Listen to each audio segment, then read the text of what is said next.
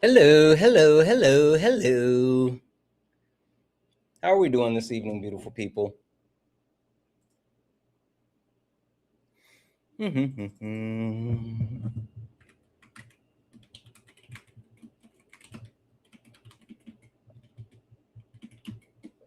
So, guys,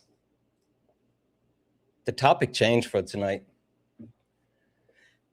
I don't know if you guys noticed, but the topic, they bees are changing. What up, One Mighty Pen over on on Kick? What up, Cool Cat? What up, Atlanta? Yeah, we had to switch up the topic. We had to switch up the topic because, oh my gosh, this is guys, this is not a call out. This is not a call out. This is a call in, and I'm calling in our community. I am calling our community in.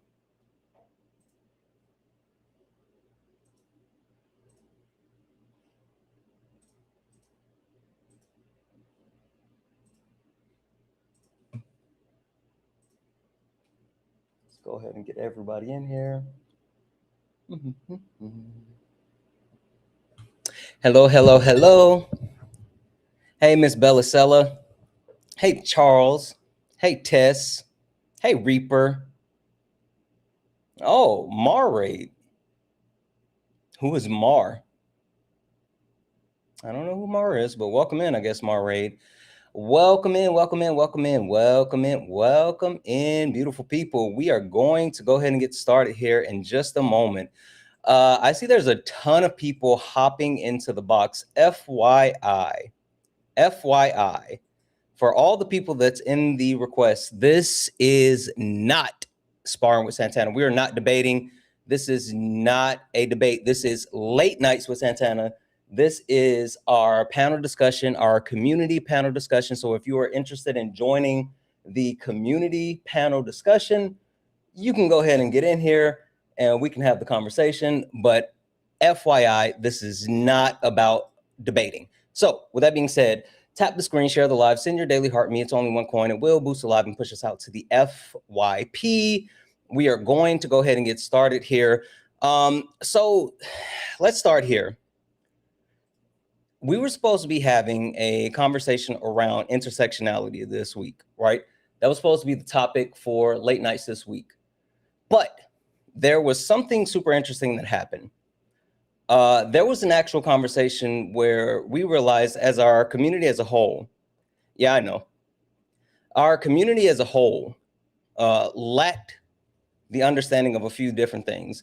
And even more, our community as a whole, for some reason, we're having a hard time dealing with a couple of different things. The understanding of how these different these different systems disenfranchise people of marginalized communities. We're having a hard time understanding racism. We're having a hard time understanding sexism. We're having a hard time understanding ableism. We're having a hard time understanding queerphobia. We're having a hard time understanding a multitude of things where we in our community actually pride ourselves on actually engaging in the protections of marginalized communities. And since we say that we actually engage in protections of marginalized communities, we have to ensure that we know when we're being harmful. That's really important. That's really important. So, like I said earlier, this isn't a call out. This is a call in for our community. It's something that I think is super important. So the topic for this week is person to person, where's the humanity? And when we talk about person to person, where's the humanity? There's a couple of different things that we're going to be talking about. First and foremost, it's breaking down isms and phobias. So those things that we just talked about, racism, sexism, classism, homophobia, transphobia, all of that. Guys, I already said welcome in, Mar. You guys can stop spamming that, especially Sam. Like I've already acknowledged the raid. We're good. Welcome in, Mar. Anyway, breaking down the isms and also the phobias. Those are a huge thing, right? Next, we will be talking about language of inhumanity. What are the terminologies? What are the words? Things that a lot of people may not know, things that a lot of people may not understand, all of those different things. We absolutely have to break those things down. Next, we're talking eye for an eye and we're all harmed. What does that mean? That means that we have to understand what are those things that are in place that are weaponized and used that will harm people, and in a lot of sense, harm people that don't even know they're going to be harmed. And last but not least, you guys know how we do on night three. On night three is all, I'm sorry, night four. Night four is all about ensuring that we have a path forward. And that path forward, back to the future. We're going to take a look at the past and see how the past actually affects the future. That's what we're going to do. So with that being said, if you don't mind, keep tapping the screen, share the live, send your daily heart me. It's only one coin. It will boost the live and push us out to the FYP. This is a panel discussion. So if anyone is interested in actually joining the panel, you can do so. We're going to go ahead and get you up here. But before we do, you guys know what we do. Let's get it started. Yeah, this ain't your regular panel. Nah, we speak the truth. Late nights with Santana and Mama Jones watching. Better keep it clean. Let's go. Late nights, truth in the convo. Everybody get a seat at the table. From the block to the books, we mindful. No screaming, just dreams and the Bible. One mic, one voice, we build bridges from the heart of the hood to the world's big issues. Politics, pay, different cultures, but the real ones listen before they rebuttal. Late nights with Santana, yeah. Mama Jones watching, so keep it grown. Ain't about flexing, this a purpose zone. Santana hold it steady when it might get hot, but we ain't here to fight, we here to connect the dots. Yeah, late nights with Santana. You already knew. Late nights with Santana. Late nights, no static. No highlight reel, just the soul's reflection. No shade throwing, just connection. From streetwise truths to deep reflections, we turn hard talks into blessings. They say they run the game, we build new rules. We here to heal, uplift, and break the old rules. They kept us boxed in, divided by fear, but you find us lined up when the truth appears. Yeah, weekly topics, hearts wide open. No judgment, just motion. Real ones are talking, no cussing. Cause Mama Jones still watching, no fronting. Yeah, late nights with Santana. You already knew. Late nights with Santana. Late nights, no static. Yeah, Mama Jones watching, so keep it grown. Ain't about flexing, this a purpose zone. Santana hold it steady when it might get hot, but we ain't here to fight, we here to connect the dots. Mama Jones watching, so keep it grown. Ain't about flexing, this a purpose zone. Santana hold it steady when it might get hot, but we ain't here to fight, we here to connect the dots. Weekly topics, hearts wide open. No judgment, just motion. Real ones are talking, no cussing. Cause Mama Jones still watching, no fronting. Yeah, late nights with Santana. You already knew. Late nights with Santana. Late nights with Santana. You already knew. Late nights with Santana. Late nights. Late nights with Santana. You already knew. Late nights with Santana. Late nights. Guys, welcome in. This is Late Nights with Santana, and FYI, guys, this is not a debate. This is not a debate. Just FYI, I need to make sure you guys know this is not a debate. This is a panel discussion. This is a conversation. Where we will be dealing with the things that we absolutely have to talk about within our community. First and foremost, we start with breaking down the isms and phobias. Listen, I always start the conversation by saying this is a safe and friendly community. We don't do any of the isms, racism, sexism, classism. We don't do any of the phobias, homophobia, transphobia, any of that. But I think that a lot of people may hear me say those things and not fully understand what that means. So we're going to be taking a look at all of the isms and phobias that actually affect our society, affect us as a whole, and even more than that, those things that are used to marginalize communities. Yeah, I said it that way on purpose. Next, we're taking a look at language of inhumanity. A lot of people may be confused as far as why there are certain words that You shouldn't just say. One thing that I call out all the time is when I have people on the platform and on the live, I tell people, I say, hey, don't say the DUMB word, that's ableism. And a lot of people don't understand it. Some people push back on it, but we have to talk about why those terms are dehumanizing. Because we know for a fact that people shouldn't be saying the R slur, but there's a lot of people just like, oh, I'm going to say it because I want to. People shouldn't be saying the N word, but they drop it all the time. We're going to take a look at those different harmful terms, that language of inhumanity that continues to harm so many communities. Next, we have eye for an eye, all are harmed. A lot of people think that just because they're not a part of certain communities that are being disenfranchised, that are being marginalized, that are being harmed, that they are absolved of any type of negative impact. And that's not true. That's literally not true. Any and everyone can be impacted, and any and everyone will be impacted, because this is something that is wide reaching. We'll talk about that. And last but not least, Back to the Future. Back to the Future, one thing that I've been talking about a lot is the way that the history of the United States has continued to go in somewhat of a cycle. It's a history that has perpetuated harm, and a history that has continued to negatively impact people on a multitude of levels. And I think one thing that we need to do is understand those cycles and the history of those cycles, and how do we break them? How do we break those cycles? How do we push forward? How do we look to actually change course and become better as a whole? Now, the one thing that I want to make sure that I encourage is participation. Participation is absolutely needed.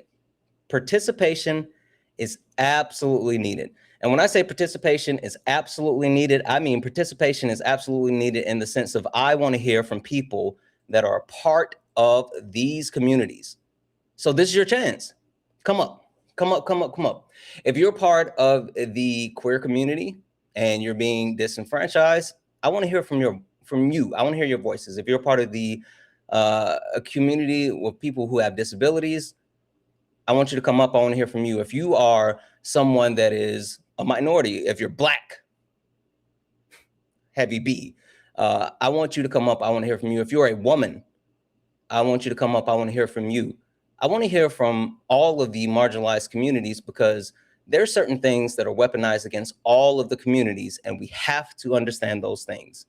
And the only way that we'll understand those things is if you use your voice. So I'm going to start bringing people in. And as I bring people in, please, please, please mute yourself. Please, please, please mute yourself as I bring you in. If you're over on YouTube, Twitch, Kick, Instagram, and you want to join the conversation, guess what? You do not have to leave where you are.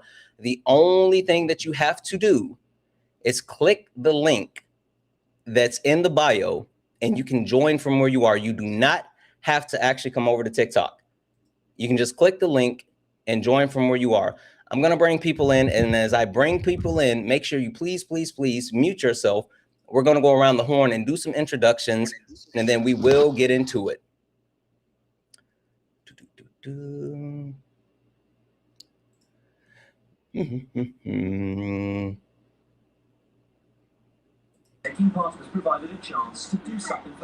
Jim, I'm going to mute you because you have some sound coming from over there, okay? Got it, thanks. Thank you. Let's get Jim on the screen over here. And guys, as we get this set up, please continue to tap the screen, share the live, send your daily heart. It's only one coin. It will boost the live and push us out to the FYP. Share the live maybe once or twice, that will help boost the live. But more than sharing the live, please, please, please share it to your stories and share it to your FYP. All right, we got Jim here. Just got to correct this just a little bit. All right, we're going to go around the horn and do a quick introduction. And then once we do the quick introduction, we will get into these conversations. Nexus, hi, how are you? Hi, I'm good. How are you? Good, good, good. Nexus, can you tell me, are you a part of any marginalized community? And if so, which one? Yeah, so I'm a part of the LGBTQIA+, and then also I'm autistic. Okay. All right, perfect, perfect. Hold tight. Give me a second. Blue Barbie, hello.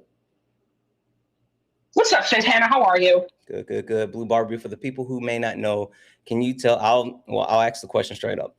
Blue Barbie, are you a part of any marginalized communities? And if so, which ones? Well, I am part of the LGBTQIA plus community. I am, now here's the thing.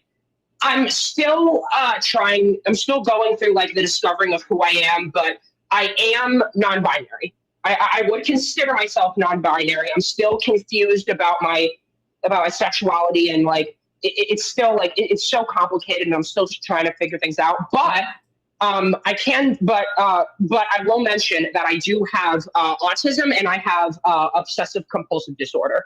Okay. All right. Perfect. Perfect. Give me a second here. Unicorn, how are you? Good.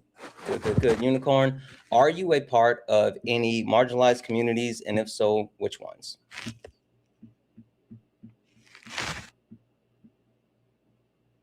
You swiped out of the app.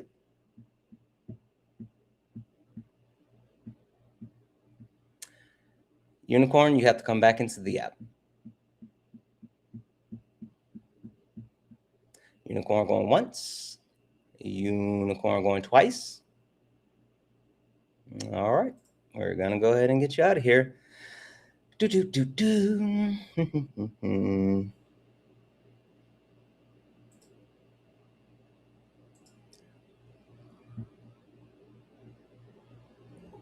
Well, long time no see. Hi, Paradise. How are you? Good. How are you? Good, good, good. Paradise, can you tell the people, are you a part of any marginalized communities? And if so, which one? I am a woman, and I also am part of the LGBTQIA community. So I would say those two. Okay, perfect, perfect. 1 second. And Jim, coming over to you, just took you off mute. Jim, how are you?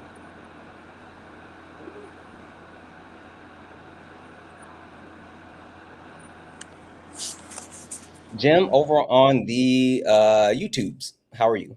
Good, Paradise. Can you tell the people, are you a part of any marginalized communities? I am a woman, and also am part of the LGBTQIA community. So I would say those two. Okay, perfect. 1 second. And Jim, I'm gonna mute you. One, I need you to I think you may be listening somewhere else instead of where you're talking to me on. I need you to turn the volume down on that thing, or your TV, your computer, whatever that may be. And then that way, one, whenever you come off mute, we won't hear you in the background. But two, you have to come over here and talk to us here. I'm sure there's a little bit of a delay, so I will come back to you in just 2 seconds. What I will say, guys, for all the people that are here, please, please, please continue to tap the screen, share the live, send your daily heart me. It's only 1 coin. It will boost the live and push us out to the FYP. This is Late Nights with Santana, and that means any and everyone is welcome. This is not a debate. I do want to preference that. This is not a debate. This is a panel discussion that's available for each and every person. And this week, we were supposed to be dealing with intersectionality. And the reason why we shifted from intersectionality to what we're talking about. Yeah, it was a delay. The reason why we shifted from intersectionality to this is because there was a couple of different issues within our community. And one thing that I've realized, right, so addressing with issues start with accountability, right? I'll say that. Addressing issues start with accountability, and I'll take accountability. A lot of the times while I'm debating, the chat, you guys take on my tone, my temperament, and the way that I actually engage. Sometimes I can get overzealous and the chat will go furious, right? Sometimes I will keep it, pretty copacetic, and you guys will do the same. And so at times I do have a tendency to actually lean into some things that can be not the best, right? But the one thing that I try to make sure that we do is stay away from using any type of harmful rhetoric overall that attacks marginalized communities. Now, the thing about that is not everyone understands and knows those harmful things that attacks those marginalized communities or even more so, not everyone actually cares about addressing those things that affect those marginalized communities. And so my mods, which shout out to my mods, are absolutely amazing. They do an amazing job as far as calling out all the things, but a lot of people don't understand it, or either they fight back, or they just do things like, you know, there's a guess, instead of, you know, if they don't know something, they immediately start going down the road of, oh, they're SLOW. That's ableism, right? If someone is, you know, insinuating something sexually, then they'll go down the road of saying, oh, just come out of the closet, right? That's homophobia. And a lot of people do those things and don't really understand that they're doing those things. But even more so, a lot of people don't know why we shouldn't be doing those things. So, like I said, we shift gears because we have to have this conversation as a community, because we need to hold ourselves to a higher standard. I need to hold myself to a higher standard, but we as a community need to hold ourselves to a higher standard. And with that being said, again, this week is all about participation, and I specifically want to make sure that we are elevating the voices of those people that are in those marginalized communities. All right, Jim, I'm going to try you one more time. You're off mute. Can you hear me? I can hear you. All right, perfect. Jim, can you tell the people, are you a part of any marginalized communities? And if so, then which one? I am part of the LGBTQIA community. Okay, perfect. Thank you so much, Jim. Give me just a second, okay? Jim, do you know how to mute and unmute yourself? Hang on. If you don't, it's fine. I can mute you. I was just going to allow you to right control now. it. All they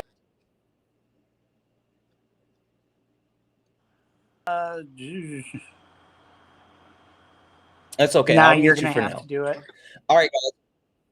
We're going to get into this conversation. And please feel free to join up and add to the conversation. Before we get started, I do want to remind people, guys, please, for the people on the panel, be mindful of TikTok friendly language. What does that mean? That means using words like pew pew, unalive, C19, mustache man, those types of words that will not only protect your TikTok, but it will protect the live.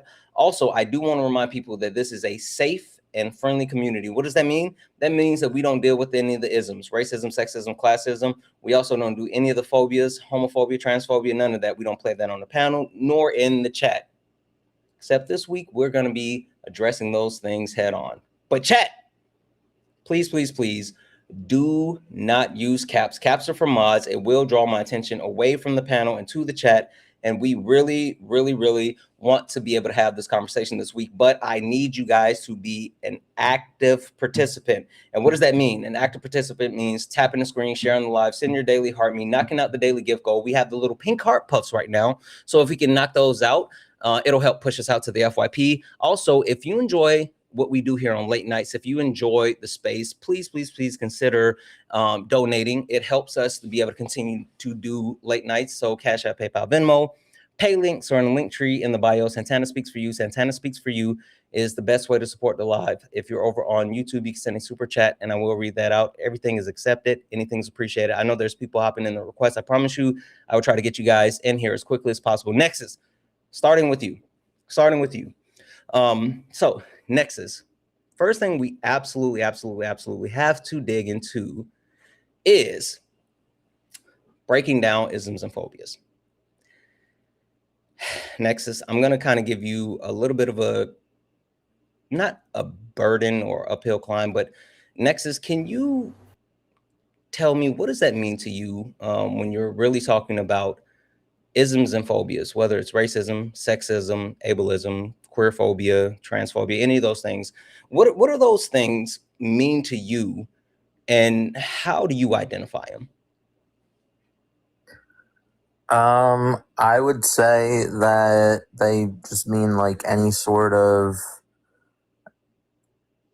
hate or prejudice or injustice to any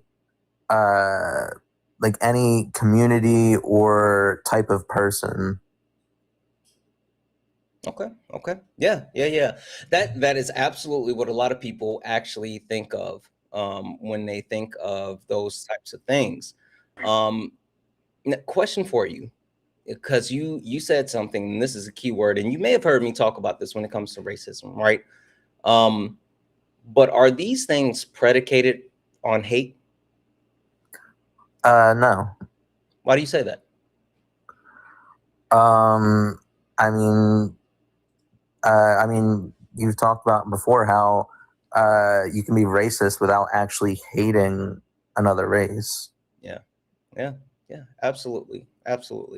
One thing that I want to call out is like these systems and these phobias are set to, and I've said this a million times, but you're going to continue to hear me say it, marginalize other people. It's meant to actually continue to, as Salo would say, put people in a hierarchy and classify them within a hierarchy.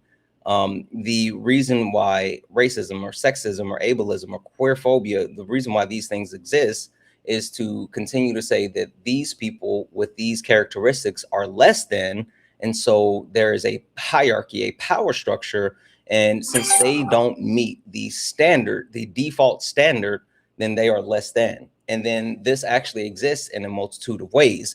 Next, as you said that you are part of the queer community, right?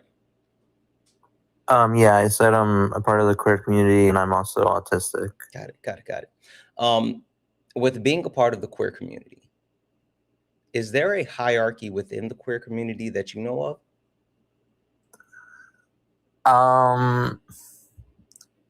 I mean, yeah, I would definitely say so. Yeah. What's that? I definitely think that people who are any sort of gender queer are seen as less than, even to people who are say people who are gay. Like maybe a week ago, I was in Ari's live stream, and she was actually might have been a little longer than a week ago, but she was debating a gay man who was transphobic. Yeah. That's one of the greatest examples. Even though people that may be gay fall within that same marginalization as people that are transgender, there tends to be a hierarchy within there where the people that are gay, usually the men, and even talking about intersectionality, white gay men get preferential treatments and are looked at a higher strata than trans people within that marginalized community. And I think that's something for people to know, and clearly something we have to call out. Another quick question for you, Nexus. You mentioned that not only are you a part of the queer community, but you would be someone with a disability in the sense that you said that you have autism. Is that an accurate statement? Yeah. Okay. Since let's say you have the intersex of being a part of the queer community and part of the community with people with disabilities, are you absolved from dealing with from ableism because you are a part of the queer community? No, not in any way, shape, or form. Why do you say that? Because they're like, just because someone knows that I'm also queer doesn't mean that if they know I'm autistic, they won't make fun of me for it. Yeah. No, that's an excellent point. I think a lot of times people think because we exist within a marginalized community, then that absolves us from being a part of the harmful or hateful rhetoric that persists within other communities. And that's not true. So we have to make sure that even as someone that's a part of a marginalized community, that we don't engage in all those hateful and harmful things. I know I just said hateful, but yeah, all those harmful things, that those systems that continue to try to disenfranchise other communities. Perfect. Next, thank you so much. Give me a second. Blue Barbie, coming to you. Yeah. Blue Barbie, help me understand this. Why do you think that a lot of people take a stance of it being acceptable to look down on people that are part of these marginalized communities, whether they're a part of the queer community or they're part of the community of people with disabilities, or, you know, if they're a woman or if they're Black, why is it that those things are acceptable in a lot of circles? I've got so the first thing I wanted to talk about was I think that the continued harassment and bullying of marginalized communities is held up by people who are hiding behind the it's just a joke defense. Throughout for a very long time, and it was started by individuals such as Donald Trump, who as I'm sure you're familiar, one of the reasons why people voted for Donald Trump in 2016 was he said, oh well, he says things that everyone else is too afraid to say, or because they say things like, oh, you know, what happened to our fun? What happened to us to our jokes? Why can't we have anything fun in the society? Why did everybody become so woke and so sensitive? The continued hateful rhetoric being undermined and being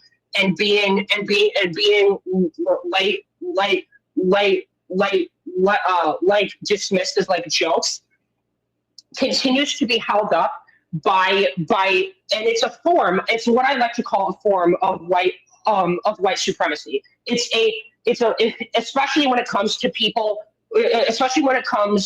racist comedy. When you think of throughout the years, people have because people have taken more of a stance against extremely harmful racist comedy. People have been so whiny about how we can't make jokes like this anymore, as if it was somehow ever acceptable. Yeah. Like people seem to use this justification that, oh, it was a long time ago. That's just how people thought. That's just how people talk. What I always say to those people is, it was not okay then, and it's not okay now. Absolutely. You were reading my mind. You literally read my mind, because that's one of the things that we are absolutely going to talk about when it comes to the dehumanizing terms and language. A lot of times people try to hide these things behind the guise of like, oh, it's just a joke. Oh, it's not a big deal. Oh, you're being too sensitive. Oh, you're too woke. Oh, you're just a snowflake. Not understanding that the reason why people take such offense is because, one, so many people do exist within these marginalized communities, but also, two, it's being used to perpetuate harm in a multitude of ways. So you're spot on there. Blue Barbie, I do have one other question for you. And the question is, understanding that within these systems, there is kind of how I was just talking to Nexus, like an intersectionality. I'm sorry, there's an actual hierarchy. Intersectionality deals with the different crossovers of different communities. Understanding that you are someone that lives between two different marginalized communities, how does that shape the way that you engage with people, or people engage with you, knowing that you are gender fluid and you are someone with autism? Is that something that you like? Does that shift how you deal with people in society, or does that change how people deal with you? That's a very good question. The first thing I'd like to mention is that to some degree, yes, definitely. It's obviously not the only reason. Like, obviously, even if I was neurotypical, I would still treat people with respect and dignity. But I have gotten, but very specifically, like, for example, sorry, could you ask the question again? I'm sorry. No, you're fine. You're doing great as well. I'm just kind of awkward. No, you're good. You're doing good. Being that you're someone that belongs to multiple marginalized communities, do you deal with people in the world differently, or do people deal with you differently since you belong to not just one but two marginalized communities? I would like to specifically talk about the part of me having autism, and I would also like to mention my brother, because my mom has told me about it, and because my mom has told me about it, and I've seen it, and I've seen people treat my brother like this. In case you're not familiar, I have a brother who has autism and has an intellectual disability, and my mom has told me about how mean people are to him in public. My brother has had people that have given him weird looks, people who have scolded my mom if he's having a hard time, telling him to control him and accusing my mom of being a bad parent. There was one incident last year where my mom and my brother went into a Stu Leonard's, and my brother was stimming. In case you aren't familiar with stimming is a way that people with autism, they move their body in like a certain way, or they make certain sounds to express themselves. And there was one separate incident where in that Stu Leonard's, my brother was I think he was like excited about something, and he was stimming, and a guy in the security guard yelled at him. Like he started getting frustrated with him, and he yelled at him. And I was extremely mad. I was angry on behalf of my brother because seeing people treat him like that just breaks my heart. Yeah. Now, on behalf of myself, I have a specific stim in terms of my anxiety that is caused by either sensory things around me, or maybe I'm like anxious in public. Sometimes I will wave my hand excessively to either say hi to people, or sometimes I'll start getting awkward. And I've had people give me weird looks. I've had people get angry at me. There was this one time where I was picking up takeout in a restaurant, and there were a lot of people in there, so I started getting anxious. And I was waving at someone, and he got up and he yelled at me. Yeah. And that was a very traumatizing experience. Yeah. No, I'm sorry to hear that. I like the thing that that I find that a lot of people have to deal with is not necessarily how they approach society, but how society approaches them, right? More so the idea that you have to conform to some type of standard in order to just be normally or accepted into quote unquote normal society. And there's some type of idea that there's not enough room for people that may be a part of marginalized communities. It's super interesting, but a lot of times, like I said, you do see the other, like society as a whole, demanding that people conform to society versus society being accepting of these other marginalized communities. That's why you see a lot of people who are forced into engaging in things such as masking, which is super harmful. So perfect. Give me masking was actually I'm sorry, go ahead. Masking was actually something that I went through during when I was in high school. I went through a phase of masking where I was sometimes having mental breakdowns at school. So sometimes I would hide that everything was okay because people would be giving me weird looks. And I also started to notice that people didn't want to be my friend because they thought that something was wrong with me. And that really hurt. Yeah. It hurt way more. I remember this one time I was at school and I was really scared. And I slammed my fist on the table and said shut up because because I was getting really upset. And then this kid yelled in a sarcastic voice, "Watch your language!" And then everyone started giggling. Yeah, and that was a really humiliating experience. Yeah, no, I definitely understand, and I think that a lot of people don't understand those impacts that those type of things have on people who live within those marginalized communities. And so I think that's a great call out. Thank you, Blue Barbie. Give me a second here, okay? Sure, of course. All right, Paradise. Oh, Paradise, you are out for a second. Oh, are you good? If you need a second, I can try to. Yes, I'm here. I'm here. Okay, Paradise, perfect. All right, coming to you. We're still dealing with the overall premise behind breaking down isms and phobias, right? And we kind of talked about the different forms of isms and phobias. We talked about the intersectionality of those isms and phobias. But the one thing that a lot of people don't talk about is the way that marginalized communities are told to address those isms and phobias. You know, I know me being a part of, you know, the Black community, I've been told that if I don't talk about racism, then racism will go away, right? That's the reason why it won't go away is because I won't stop talking about it. I've heard people say this about, you know, the queer community when it comes to like religion, that they can just pray the gay away, right? Why is it that society tends to tell these people who are affected within these marginalized communities that they should just be quiet about the negative impacts of their marginalization, and it will make things better?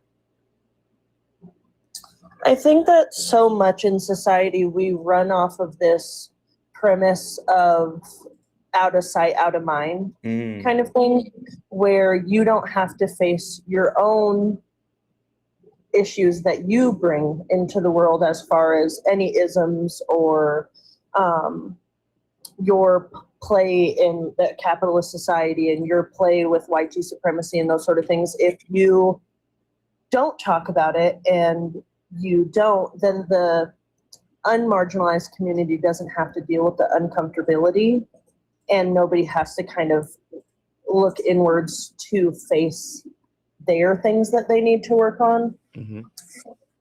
So I think that that's where a lot of the silencing comes from. I also think that oftentimes it's the talk of everything being, everyone's too sensitive, you know? And that, like how Blue Barbie was saying, like, it's just a joke, it's just this, it's that, where instead of really looking on into the harm that you're causing, it's more of just a, well, that's just how life is kind of thing. Yeah. What does that do to people that live within those marginalized communities? Like, what does it do to tell a queer person that they need to shrink themselves in order to fit into society, or tell a woman that you need to shrink yourself to fit inside of society? How does that affect people that live within those marginalized communities? I mean, it can cause harm in so many different ways depending on who you are as a person. I mean, we don't need to talk about like the unaliving in the queer community and things of that sort, where where people feel as there is no other option or there's no way out, which is why I think like conversations like these and communities like yours are so special and so important, because I do think that a lot of people come here and they feel like they are at home and they can learn and find people of like-minded kind of things to help them work through it.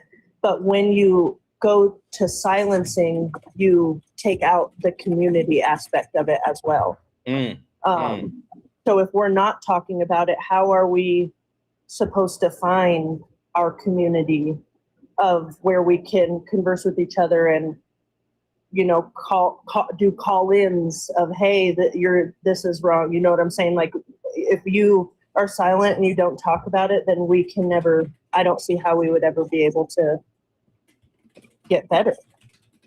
Yeah. I completely agree. Last question for you. Understanding that with the way that we're told these marginalized communities how they actually improve the things, right? We talked about how they're told, you know, to not talk about it and it'll go away. for you in your marginalizations, what do you think has been some of the most helpful things for you to grow as a person within your marginalization without taking away from who you are? Honestly, I think that the biggest thing is I have done a lot of work of educating myself on when to say something and not letting things just kind of slide, whether things are being said around me or to me, to a point where it's not just reacting out of emotion, because I think that's the easiest thing to do is get mad or tell somebody you're not going to talk to them anymore or do whatever. But to be able to really come with some like facts and statistics about something, to be able to like truly get your point across in a way that's not coming from an emotional place, because I don't feel like it's listened to as much when it comes from an emotional place, especially like in a close circle of friends. Like actually why I even joined up here is because my city's Pride Parade was today, and I was there with a bunch of my friends, and I am married to a cis man, but I am pansexual. And one of my friends that I've actually been friends with for a really long time said like, quote unquote, like, you're not really a part of the community anymore. Wow. So it was something like I took a second, because I felt like I immediately wanted to just, like kind of while out about it. But I think that that's such a common view, and it's something I have heard before, but I haven't really heard someone in my, immediate circle feel that way. So it's also hard to think that the people that you're closest to feel that way about you.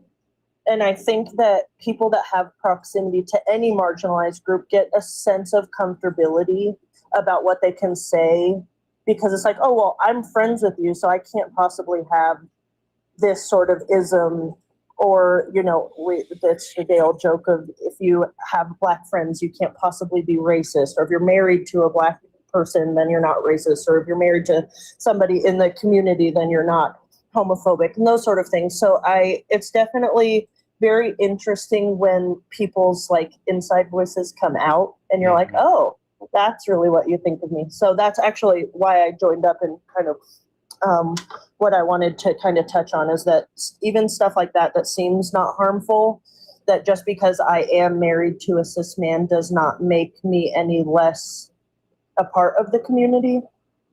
So I think that's kind of just what I was getting at. Yeah, I think a lot of people, when it comes to reducing someone's identity, like that's something I have a major issue with, right? I tell people this all the time, especially when it comes to like I'm debating, and it comes to like Black conservatives, and it comes to people like Joel Patrick, right? While I despise Joel Patrick as an individual, I think that he is an absolute POS. I've said this multiple times over and over and over and over and over. While I may think very little of Joel Patrick as an individual, I will never let anyone marginalize him as far as, I'm sorry, not marginalize, but I will never let anyone invalidate his Blackness, right? Even if he doesn't want to embrace himself as being Black, I will never let anyone erase his Blackness because of who he is as a person. And I think a lot of people tend to have this perspective of like gatekeeping of, well, I'm more this than you are, and so I can call you less than. And I think that's a huge problem.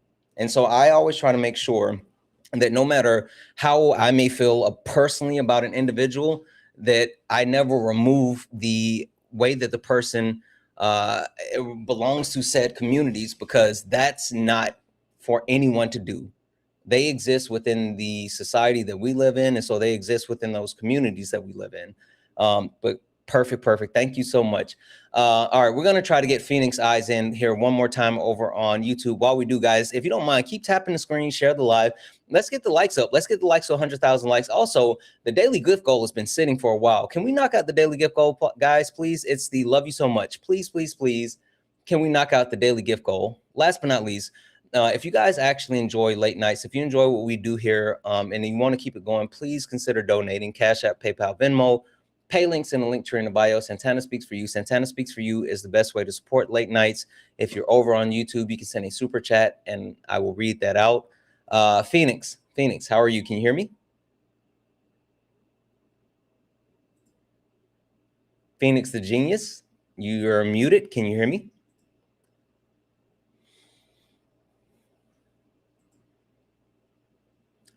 Phoenix, you have to unmute yourself because I don't have you muted on my side. Phoenix going once. Phoenix going twice. All right, Phoenix, I'm going to have to drop you down. I saw that I see you're glitching. I know you said that you're glitching. You're up here. Wait, you're off mute now. Can you try to say something?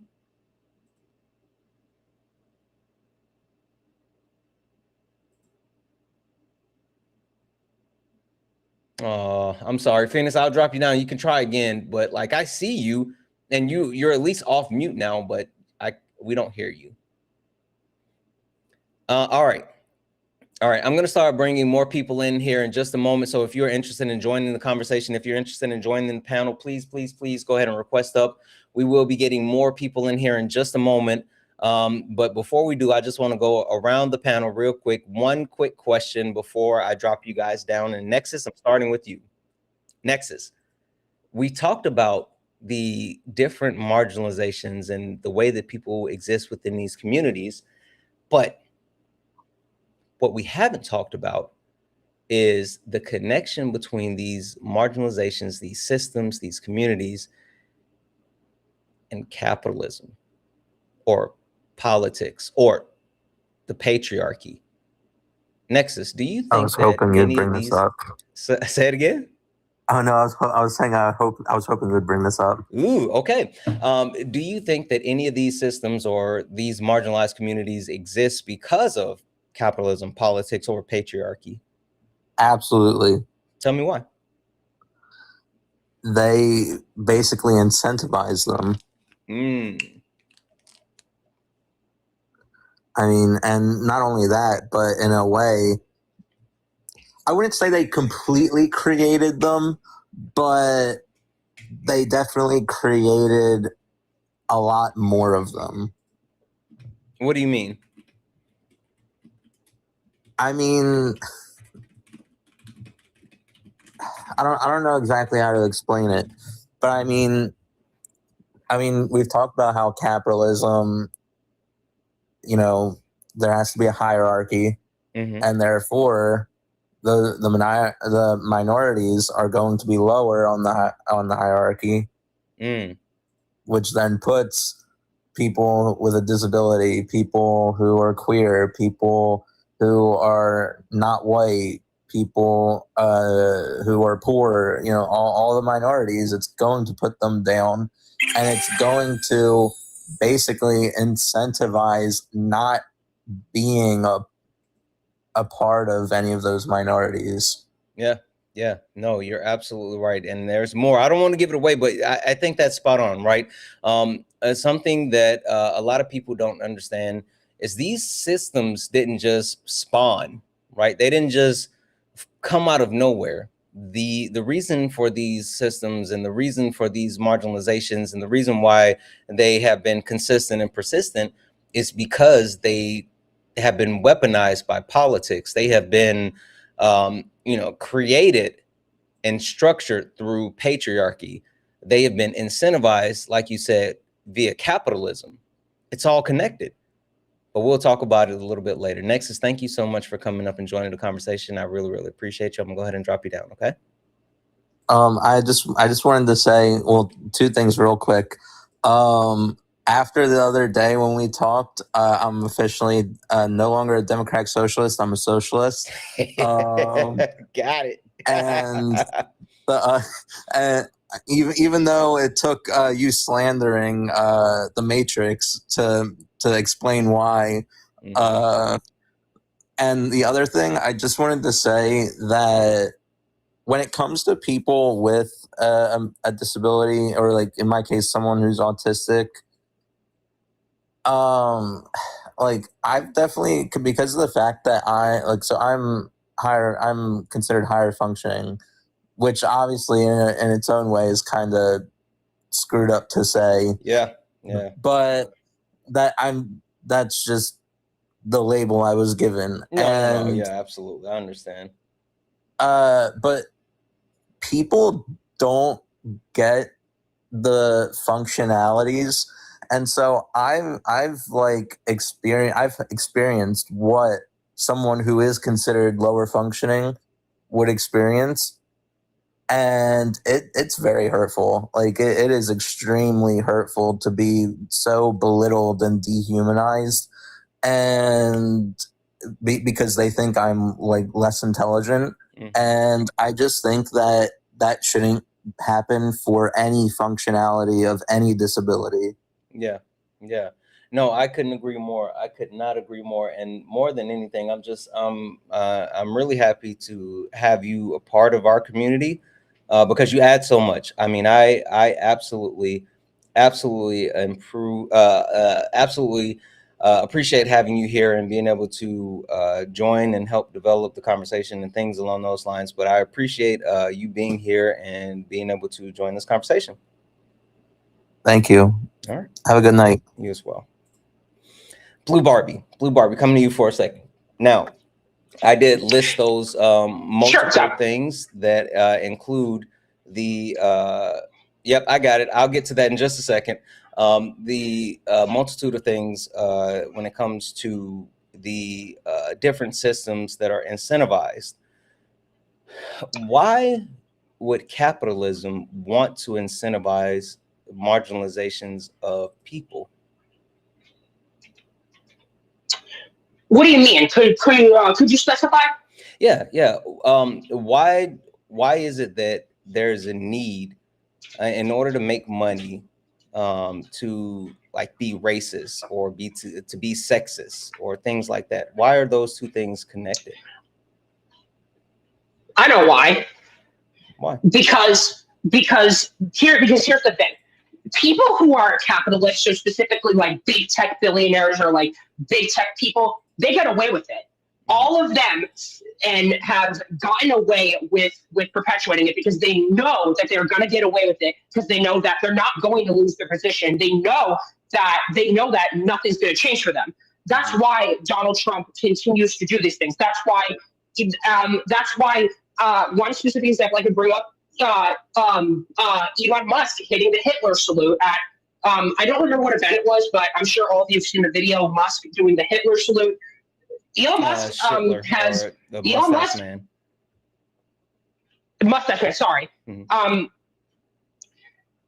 He's just fine. He has not been affected by any of this because people are still defending it. People are still defending him. He still has supporters. He's a trillionaire now. Nothing has lost. Donald Trump still has supporters. He still has, because these kind of people know that they will never lose support. They'll never lose support, and they will never be taken out of these positions of power. They'll never be taken out of it because people don't care. They don't care.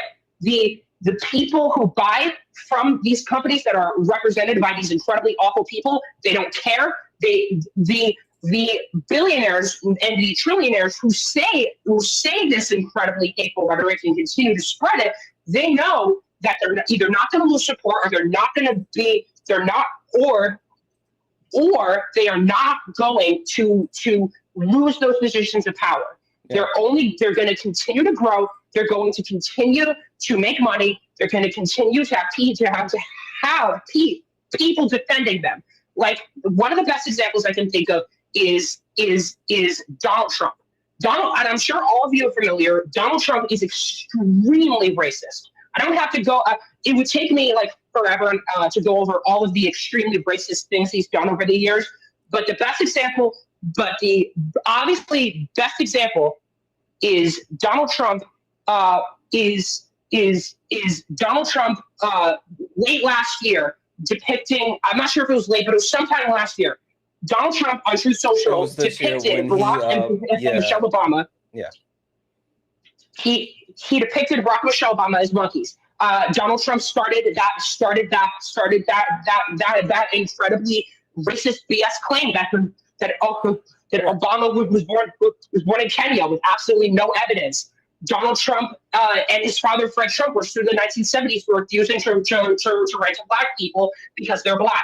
Donald Trump Right. said that Barbie, I want to hop in here for a second because while I appreciate the examples, I don't want to get too far off, and also I don't want to really go down the rabbit hole. I know. Talking about Trump, but I do want to say that I agree with you when it comes to like understanding that the people who actually perpetuate these harmful things, they continue to benefit within the capitalistic society. I think you're spot on with that.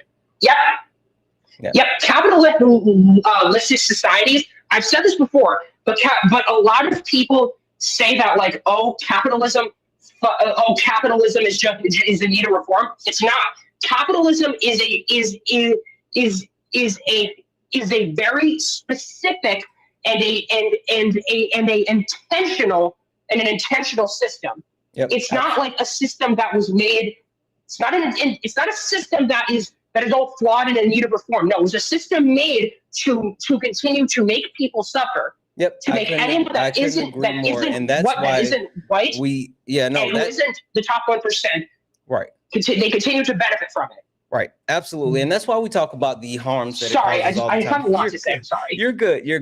I'm going to go ahead and drop you down, but thank you so much for coming up and joining the conversation this evening. And I appreciate you so much.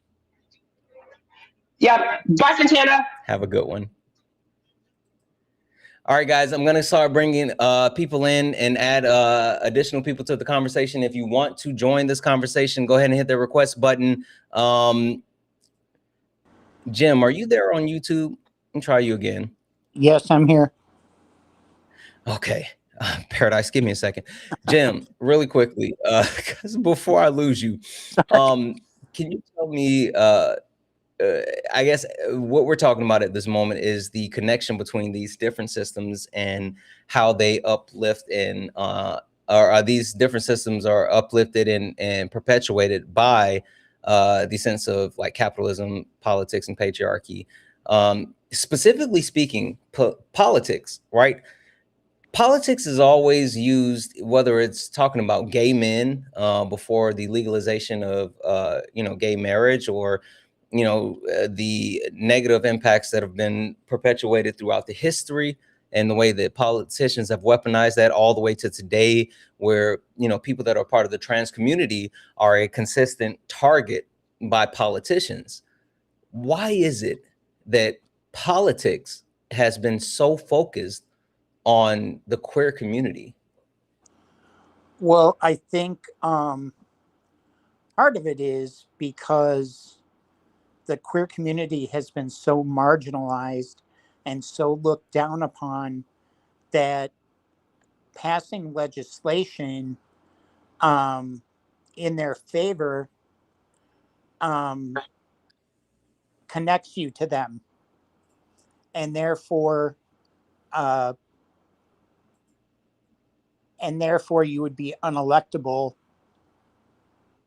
in your next terms. And I think the religious right has a lot to do with it as well. But that's what I would say. Yeah. Well, and it's funny though, a lot of people tend to lean in on the position of it. Oh, it's the right. It's the right. But even if you take a look at when Barack Obama first got into office, the idea of legalizing gay marriage wasn't a popular thing, right? And so we can talk about the right, but it's more than just the right. I think it's politicians as a whole, just like I talk about like racism being weaponized by both sides of the political aisle. I think when you take a look at the weaponization, the harm that's being caused to the queer community, like you can point fingers at both sides, because I think it's intertwined with politics. I absolutely believe that. I absolutely believe that. When I came up, actually, let's start when I came out. It was in the mid 80s, which is about 40 years ago. and in the middle of the AIDS epidemic. Mhm. And the only politician that I knew that was openly gay was Tammy Baldwin from Wisconsin. Mhm. But, and this might have some trigger warnings, so I don't want to, but I think it's really, really important that we remember that it was only 40 years ago when, if somebody got sick and was dying in the hospital and had been with somebody for 30 years, their the person who was sick, their family could say, "No, I don't want this person to visit. I don't want this person around them." And they had no choice. Um, it was only 40 years ago that you could be fired for being gay. Mhm. It was only 40 years ago that, you know, you could be murdered, and your Unalive. murderer, or Unalive. sorry, Unalive. unalived, sorry Yep. about that, You're good. unalived, um, and they would find your unaliver not guilty because their explanation for it was that you hit on them, Mm. even though they picked you up in a gay bar. Yeah. Yeah. I think You know, there's a lot to be said about that, and I think even more so when, like, the fact that you're able to put the term 40 years on it. I think it speaks to the fact that we're not so far away from not only because I feel like there's a lack of normalization of the multitude of communities today, but I think that highlights the villainization and the open villainization of these communities. uh, the way that the way that the transgender community is in the public eye and has a target on them today oh, is a absolutely. way that they've actually targeted other communities in the past. That's why I don't understand when people that belong to other marginalized communities don't stand with people that are in the transgender community, because it's not like we're special or we're that far away. It's just that now the ire is being placed on a different marginalized community, and it's going to wrap back around. I've never understood anyone who doesn't align with other marginalized communities while being in a marginalized community. Yet, do you know that there were over 1,000 bills brought up this year or in the past 12 months that were anti-LGBTQ? Oh yeah, yeah. No, it's been even more rampant lately. There was some Republicans that actually tried to overturn Obergefell. I think that's how you say it. But the actual ability for gay people to be married now was shot down. But like, they're actively pushing for these things again. Yes, absolutely. And that's why I think it's important that people remember that only 40 years ago, I mean, this is what we were going through. And my heart truly goes out to the trans community because they're in the spotlight now.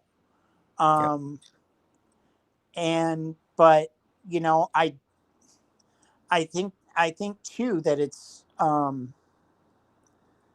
really important that we elect people who are willing to take the bullet or die on the hill, whatever, for us. You're saying all the um words, Jim. You're over on TikTok too.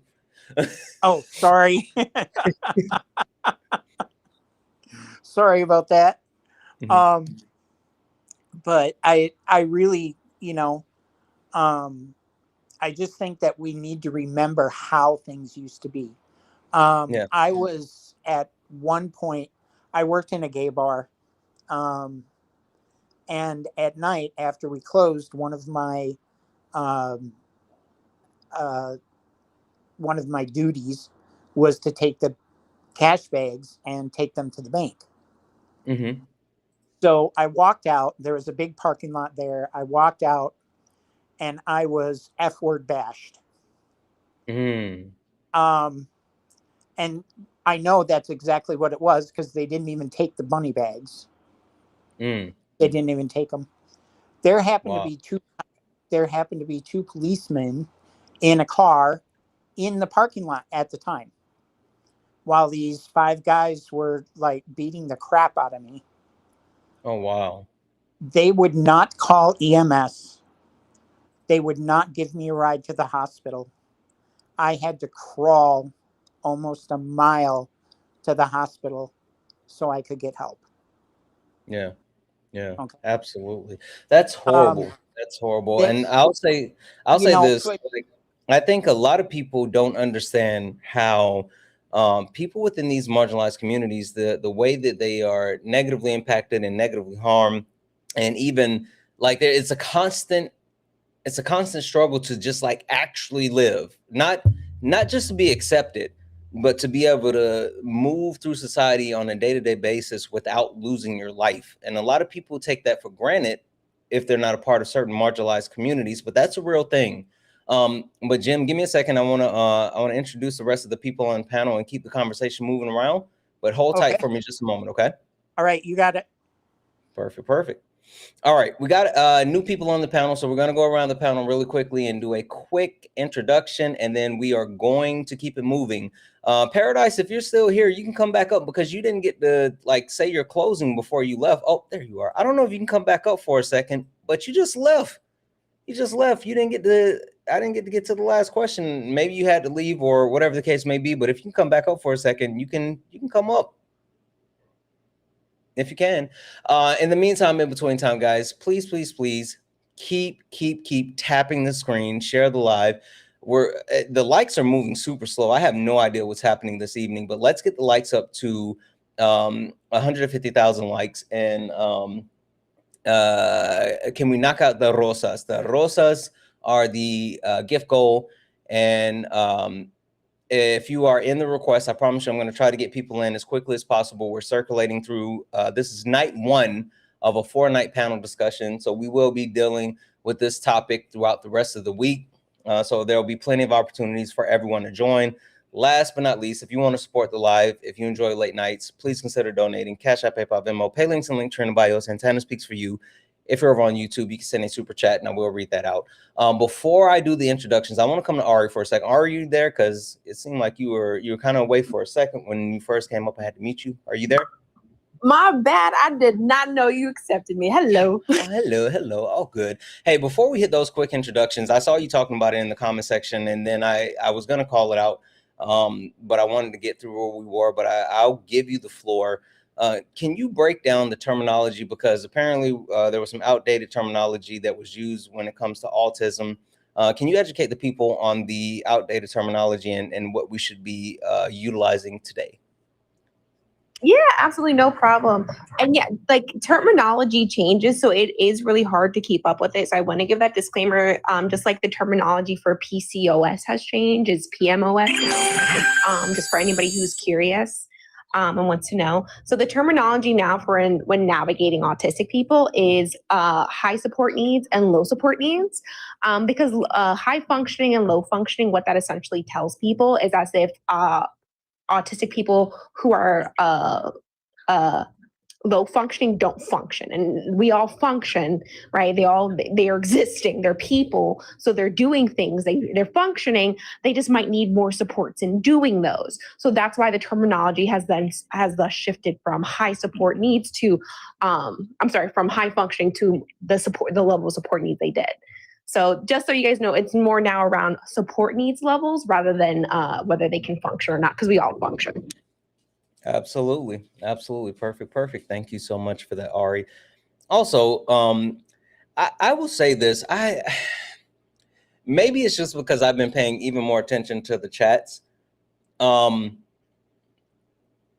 Trump supporters, you guys are so weird. You're literally so weird. This has nothing to do with politics. Has nothing to do with your daddy Trump. Like, seriously, nobody wants to talk about Trump. If you want to, for some reason, infatuate about Donald Trump or talk about politics, there's plenty of people talking about politics. You're not going to get that here. You're not going to get that attention. You're not even going to get the space to talk about whatever the weird thing is that you want to talk about, because this is not a debate. This is a panel discussion, and we're dealing with an actual topic. So there's plenty of people looking to debate you on why you still support Trump or all those other weird things. Please just leave the comment section, because you're providing nothing. Anyway, let's go around the panel really quickly. Nerdy, how are you? I am doing well. How are you doing? Good. Nerdy, can you tell the people, are you a part of any marginalized community? And if so, which one? Yes. So I am, I like to say fat. I know some people are like, don't say fat, but I like to take the word back. I reside in a fat body. I am a Black biracial person. And would mental health be considered a marginalized part of community? Well, I think that understanding what actual aspect of mental health you're referring to, I know there's a lot of different people that deal with mental health issues. Like ADHD, OCD, PTSD. I don't know. That's what I was confused about, but I can leave it Ari, Those are I'm going to considered defer to you on that disabilities. one. Those are disabilities. Those are disabilities. Those are? Okay. Oh, I did not know that. Yeah. Okay. Neurodivergent. Okay. See, Edith put it in the chat. Oh, okay. That makes perfect sense now. Neurodivergent. Okay. Perfect. Also, you kind of jumped ahead of something that we're going to end up talking about, which is when we're talking about the dehumanizing language. One of the points that I have here is reclaiming terminology. So look at you. Linguistic reclamation. Yeah. All right. 1 second. Corey. What up, Corey? Hello. Corey, can you tell the people, are you a part of any marginalized communities? And if so, which one? Yeah, so I have ADHD. I'm autistic and I have ADHD. I'm a woman and I'm in the queer community. And you're mean. Tell them that you're mean. I'm not mean. You're very I'm mean. direct. And if you don't like it, then that's a you problem. And you're a bully. Tell them about how you're a bully. Super bully. All right. Give me a second. Edith. Hey, Edith, how are you? I'm okay. How are you? I'm good. Edith, can you tell the people, are you part of any marginalized communities? And if so, which one? I put the L in LGBT. L stands for loser, if you guys didn't know. No, I'm kidding. And yeah, neurodivergent. Okay. Perfect. And my cat is meowing. So, sorry. No worries. Also, welcome up. I'm actually really happy to have you up here. Ari, can you tell the people, are you a part of any marginalized communities? And if so, which one? Nah, I'm a cishet white man. Look at you and all your privilege. Damn. No, Edith also. Language to both of you. This is late nights. Sorry. Oh, whoops. I didn't know. Sorry, Mama Jones. Edith started it. Edith is also an ethical op, so like that's also one of their marginalities, whatever that means. But I am a Black queer disabled woman. I have ADHD. And yeah, well, and it depends on how you look at it. Nationality is also an intersection. If we're talking about intersectionality, a lot of people don't consider. And so I reigned from a colonized territory of Puerto Rico. Okay. Perfect. Ari, I'm going to lean on you for a second because I actually want to start with the second point that we have, which is we're going to talk about language of humanity. And when I talk about language of humanity, I talk about the way that people either intentionally or unintentionally use dehumanizing terms, right? A lot of times people don't know the history of the terms. They don't know the weaponization of the terms. Heck, sometimes they might not even know that they are using the terms, because to your point, language is ever changing, it's flowing, and a lot of people may not be up to date on said language. Ari, can you talk to me for a second about the way that certain terms have been weaponized against marginalized communities and made normal into our lexicon today? Yeah, so a while back, Solid and Santana hosted a live where Solid was talking about the structures that exist in terms of how our society functions. And so one of the words that rang true in this situation is, for those who go to Solid's live, you guys should know this, the cultural hedgehog hegemony, right? And the maintenance of the cultural hegemony, right? And so how these terms come into play is essentially it's a reinforcement of the status quo. We take these terms and we assign a symbol, a status alignment to these terms, and we assign it to individuals to reinforce their stature in society. So like the B word for women, right? Was notoriously, that was a word used for dogs because female dogs were notoriously difficult. Then we assigned that to women to reinforce that this woman is being difficult and stepping outside of her role that I see that she needs to do under a patriarchal construct. And so I need to remind her place that she's being difficult, and thus I'm going to call her the B word. Same thing for the N word with Black people, same thing for the F word for queer people, and so on and so forth. So it is a maintenance of reminding someone one's place in the cultural status quo. Absolutely. Absolutely. That is a great call out. I think a lot of people lack the understanding as far as what that looks like when people are rolled back into the quote unquote hegemony, right? And how they're also kind of vilified if they don't conform to the different things within, the societal roles.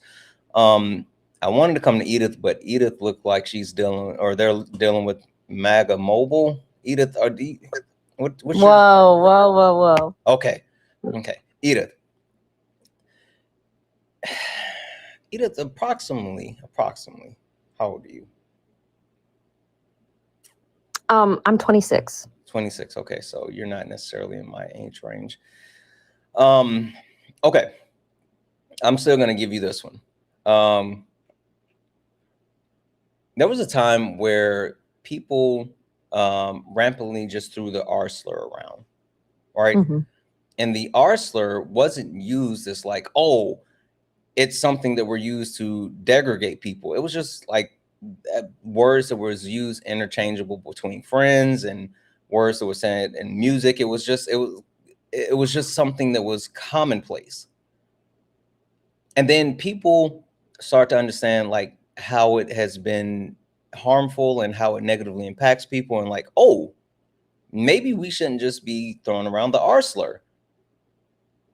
But now there's a grouping of people that are part of my generation, and some younger, but it wasn't necessarily part of like their lexicon, but definitely a part of like my generation's lexicon, who are openly pushing back and saying, I'm not going to have you police my words. I've been saying this all my life. Why? No, I'm going to keep saying this. Why is there a group of people that are so adamant about holding on to these harmful terminologies that clearly there is a direct through line as far as how it's weaponized against marginalized communities? Why do they stick to wanting to use that so bad? I wish I had an answer for you. I don't know. I think a lot of it comes down to being super ignorant about like the people who it was used for, because I've heard a lot of people with like ADHD or autism say, well, I'm neurodivergent, I can reclaim that slur. But when we actually like look at the group of people that it was initially like assigned to as like a medical term, it was for people who have very high needs, usually Down syndrome or some kind of, not some kind of, but like one of the other like developmental, I don't know if the word is disorders, but like something where they have high needs. And so when we actually like look at who it was used for or medically diagnosed as that term, that wouldn't fit people who are currently out here running around using it and like saying like, oh, I can say it because I have ADHD, you know. And so, sorry, Violet wants to speak. No, you're fine. You're fine. She's so loud. But yeah, it's literally just people trying to be edgy and not understanding where the word actually comes from and why it is so harmful to use. Ari, please don't slander Violet in the chat. And yeah. I don't know. What do you say to those people that when receiving pushback, they're just like, oh, it's just a word. Like, you guys are just being too sensitive. Yeah, I've heard that many a time, for multiple different slurs. And yeah, I mean, maybe, but also at the end of the day, that word does harm people. People are always talking about, oh, it's just a word. It's not, words can't actually hurt you, but there is a psychological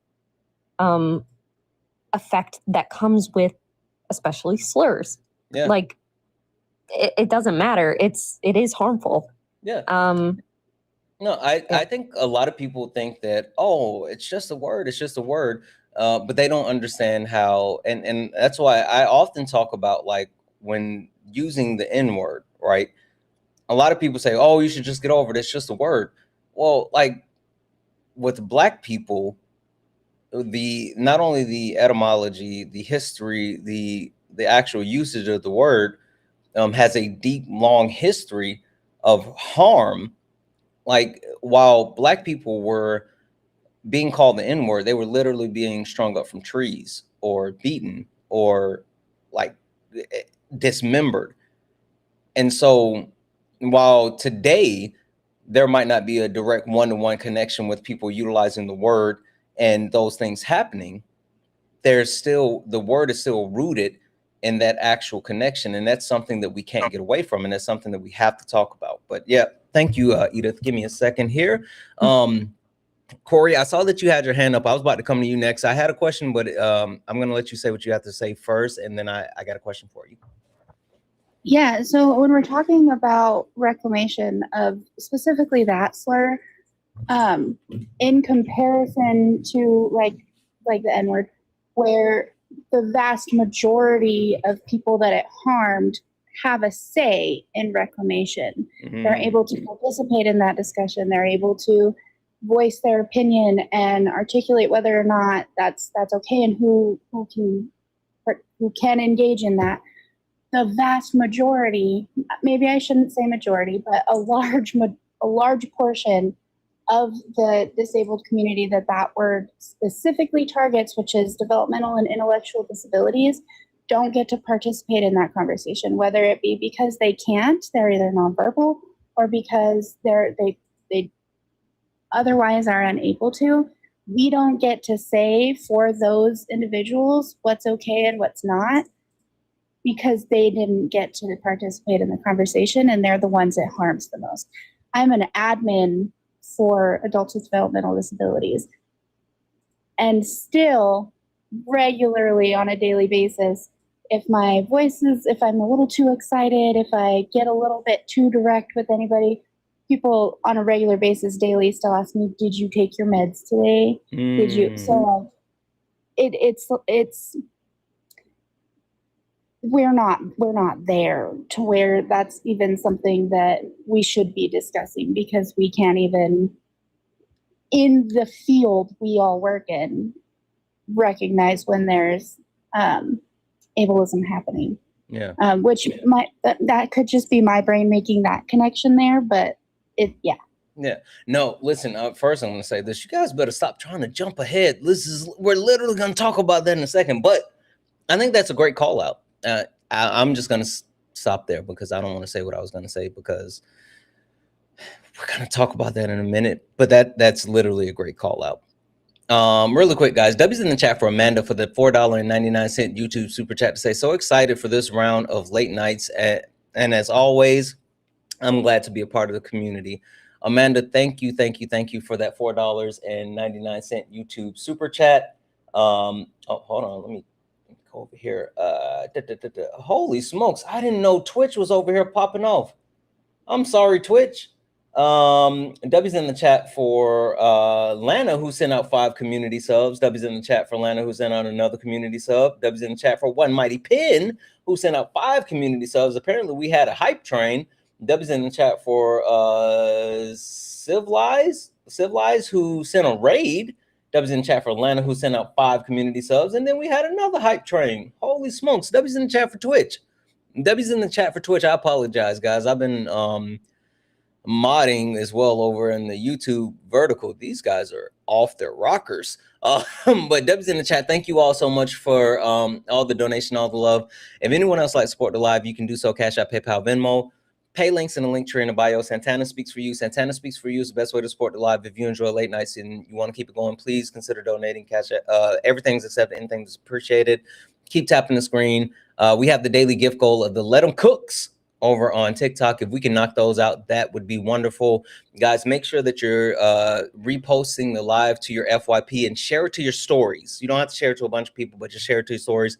Also, if you are interested in joining the conversation, I'm trying to get people in, as many people as possible. So please be patient, but join. Click the link if anyone wants to join. This is night 1 of the 4-night conversation around this topic, and this topic will absolutely be something where everyone is welcome. Corey, coming back to you for a second. So when breaking down the actual terminology, a lot of people love to claim freedom of speech, right? You can't stop me. This is freedom of speech, freedom of speech. Putting aside the actual lack of understanding of people when it comes to freedom of speech and, you know, how that applies to the government. What's the correlation between freedom of speech and freedom of consequences? There isn't one. Just because you have freedom of speech doesn't mean you want to say some consequences. So if you call me a slur because I am a little too excited about birds or something and I punch you, you kind of had it coming. So if you're gonna say that it's your freedom of speech, well, then you don't get to complain when those consequences punch you in the face. Yeah.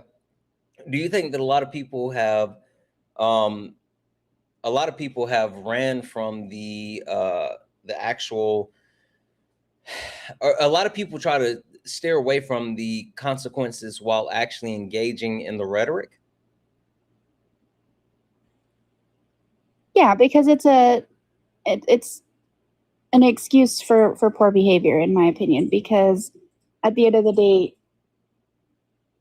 I don't see how, because you have the quote unquote right to say something, it means that you should. If you have been told and have been given an opportunity to learn why a thing you have said or say is harmful, and you continue to say it anyways, you are at that point you are intentionally being harmful with the excuse of because I can, and that doesn't make sense in my head. Like, I don't know how anybody can make that make sense. Just because you can hurt people, you're gonna, like, that doesn't, I don't get it.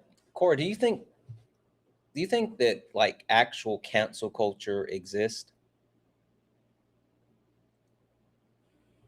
I think it tries to. What do you mean? Because there's always going to be, you can cancel somebody, but unless they make the decision that they're going to like leave the internet or leave Spotlight, they're once you're at that point where you have so many eyes on you, you're always going to have eyes on you because people like to talk. Yeah. I think there's the idea of cancel culture and then the reality of cancel culture, where the idea, depending on who you talk to, like they say, oh, people are just canceling because everyone's so sensitive and you can't say anything. And they say that's cancel culture. And then there's people that actually hold people accountable and say, well, you know, I'm canceling you because you won't stop dealing with this harmful thing. But then there's cancel culture where, to your point, people are quote unquote canceled, but they come back around and they lose 4 million followers in, you know, the quickest time ever, but they make another apology video and their makeup line continues to thrive and people continue to actually engage, even though they're openly harmful. So I think that while there are consequences that exist, certain people are somehow absolved from said consequences. And I think that's why people think that just because someone else has the quote unquote freedom of speech, just because Donald Trump can say all of those things and still become the president of the United States, then I should be able to say all those things and, you know, do whatever I want, be able to keep my job or be able to keep my teeth. And a lot of people don't understand that while there may not be direct consequences for that person in that time, there's always consequences for the actions, and you're not them.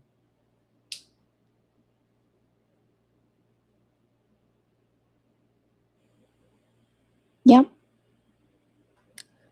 Great add-on, Corey. Nerdy. Nerdy, coming to you.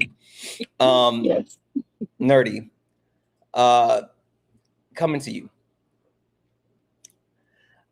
Understanding that a lot of people don't have the full scope of understanding why consequences are needed. It seems like a lot of people just feel like consequences, like they just want to do the hateful, harmful, racist, sexist, classist, fascist stuff without having to face those consequences. But then when there are people that are held accountable for consequences, then it's not necessarily the example for other people to stop. Why is it that when people see, let's say, like Chud the Builder currently being held accountable, I don't know if he will overall be held accountable, currently being held accountable for the consequences of his actions, why instead of people like taking a step back, you've seen people like really lean into not only him, but into the ideas that he's expounded? Well, I personally think it's because I think it's because his racism is not taken seriously in this country. Well, probably worldwide. So, I mean, you see him gain like hundreds of thousands of dollars in his GFM when, you know, and it's like, and people like him, they get rich off of it. So it's like seeing somebody do it and they're like, well, heck, man, all I got to do is just, you know, do some F stuff and I can make so much money off this particular situation. And it doesn't seem like there are real true consequences, you know, because we see it all the time with like he probably, like, I hate to say this, I have a feeling that he'll get a slap on the wrist. He won't it will not get taken seriously as it should, because our country is still based in white supremacy and nobody ever acknowledges. I mean, the government has never like meaningfully acknowledged chattel slavery. So we can't expect people to just all of a sudden wake up and say, hey, this person is doing the things that we're allegedly supposed to be against. And then secretly they're donating to his GoFundMe. Yeah. No, I think there's a lot of people that pretend to actually care about the things But instead of actually caring about the things, they want to actually vilify other people. They want to lean into like the rhetoric. They don't want to be the person that's out front facing the consequences, but secretly and quietly they want to champion said consequences. May I add one thing? Sure, go ahead. Well, actually, no, hold tight just for a second, because I want to share something really quickly, because I think that like when it comes to people like pretending to actually stand behind a thing and then champion something, but really they just want to be the thing that they're pretending that they're actually fighting against. One of the reasons why this topic is so needed this evening is because of people like this. This is a donation that I just got for 2 cents. And so the donation says, nice to see you getting away from racist and negative content. Maybe you're saying you've been harmful to communities you're trying to help. Good for you to grow and possibly change. Now, the interesting thing about this is the quote unquote racist and negative content is the calling out of racism, is the calling out of misogyny and sexism, is the calling out of all of these negative and harmful things. But it's only negative for me because I'm the one calling those things out, not because it's actually happening, but it's because I make people like Steph here feel uncomfortable. I make Steph feel uncomfortable because while she is part of a marginalized community, being a woman, she's still white. And whiteness and proximity to whiteness will always lean into the marginalization of every other community.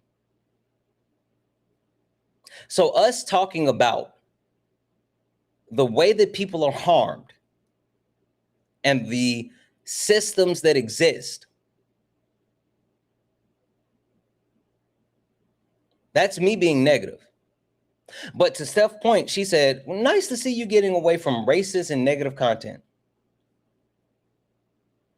Steph, I don't know if you've been paying attention to this conversation this evening, but I'm literally talking about how Black people are part of marginalized communities. I'm talking about how queer people, how they're affected as far as being a marginalized community, how people with disabilities, they're a part of marginalized communities, how women are a part of marginalized communities. So this isn't something different than I've been talking about, Steph.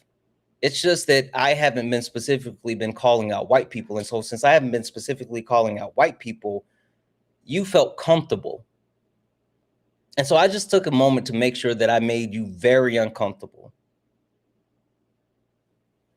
I hope I made you very uncomfortable by calling you out directly.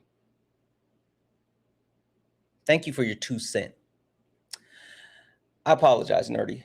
You wanted to add something else.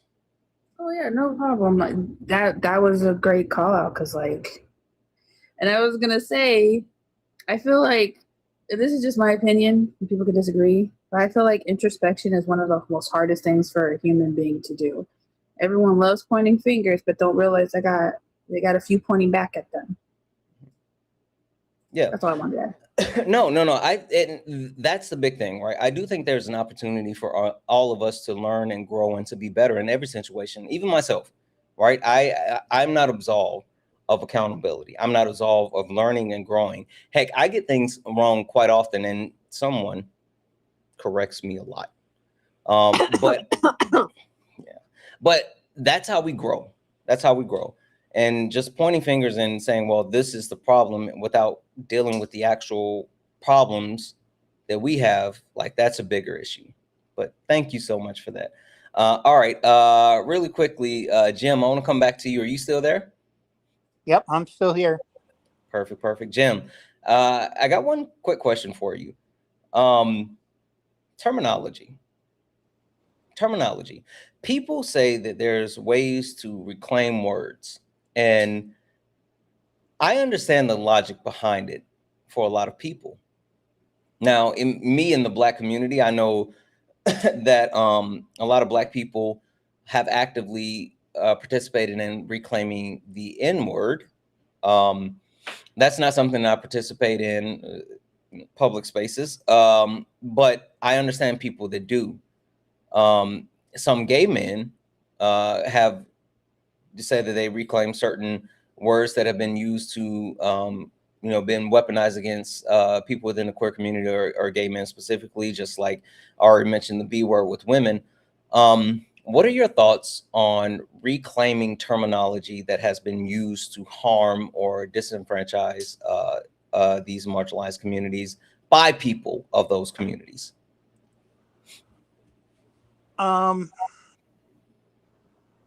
Quite frankly, I think that once a word has been used for violence or has gotten a very negative connotation, it just needs to not be used. Period. So you're not someone that subscribes to actually reclaiming words? No, absolutely not. And it's something that honestly I just learned maybe a few months ago, and I think it was on your live. It was either on you or Dean's. The R slur. Okay, now I grew up not far from a school for intellectually challenged adults and children. With disabilities. With disabilities, yes. And the terminology that let's back off of that for a second. Okay. Let's back off of that for a second. Let's talk about within your community. That's why when I gave the example and I talked about Black people, I was speaking on the terminology that Black people have reclaimed. Yeah, I don't want to talk about the terminology for other people in other communities. Let's talk about terminology in your community. Okay. Yeah, I think once something has, and the F word I never kind of understood, because anywhere else in the world it means sticks. So I really never figured that one out. But yeah, once it's been used to be harmful and hateful, I just don't use it anymore. Period. Okay. All right. Well, listen, Jim, thank you so much for coming up and hanging out with us this evening. Thank you for adding to the conversation. Welcome. Thank you for having me up. Absolutely. Have a wonderful evening. And I just want to tell you, you've probably taught me more in the last year than anybody has ever taught me ever. So I appreciate it. I really do. I appreciate the sentiment, but if I have taught you more, then we gotta do some more growing together, Jim. Okay? Oh, absolutely. All right. Perfect. Take Thank care. you. Have a good one, Jim. All right. Bye-bye. Nerdy, coming back to you. What are your thoughts? What are your thoughts on reclaiming words? Because I know you actually brought this up at the beginning. And I see a lot of people who believe in that. And to Jim's point, some people don't, but I don't knock people. And I'll stick to my community. I don't knock people, Black people that openly, use the N-word or whatever. It's just something I don't participate in, but I understand why people do it. What are your thoughts? I feel the same way. I will never ever tell a marginalized community that I'm not a part of how they can. The community that you're in. Wait. We're only talking about communities that you're a part of, not other communities. We only want to talk about the communities we're a part of. reclaiming words that for communities that you're in.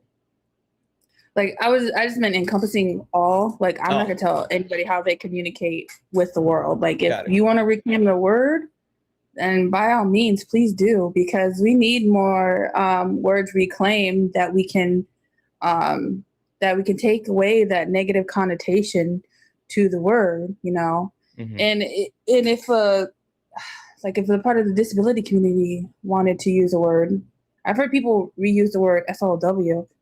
I don't agree with it, but again, I feel like I'm on the outskirts of the disability community, so I'm never gonna tell somebody not to use a word. You know, same thing with the N-word. Even though I'm Black biracial, like not everyone considers me Black, so I can't go around saying the N-word. Don't let anyone invalidate your Blackness. I appreciate that. Like, but that's a whole nother conversation. I don't know if I want to get into that. Oh, we are going to get into that, just not tonight. But yeah, absolutely. Yeah, like, but honestly, I think that like if it gives you that empowered feeling of being of like, yeah, I'm retaking this word, what you're gonna do about it, then by all means, go for it. That's my opinion. Yeah. Okay. All right. Well, Nerdy, thank you so much for coming up and hanging out with us this evening. I'm gonna go ahead and drop you down, okay? Thank you. Can I say one little thing real quick? You got it. I love your background because the street where the gay couple's walking down, I know that street by heart. I saw you say that. I saw you say it in the comment section. Yeah. I had to drive down that dang street so many times to find parking.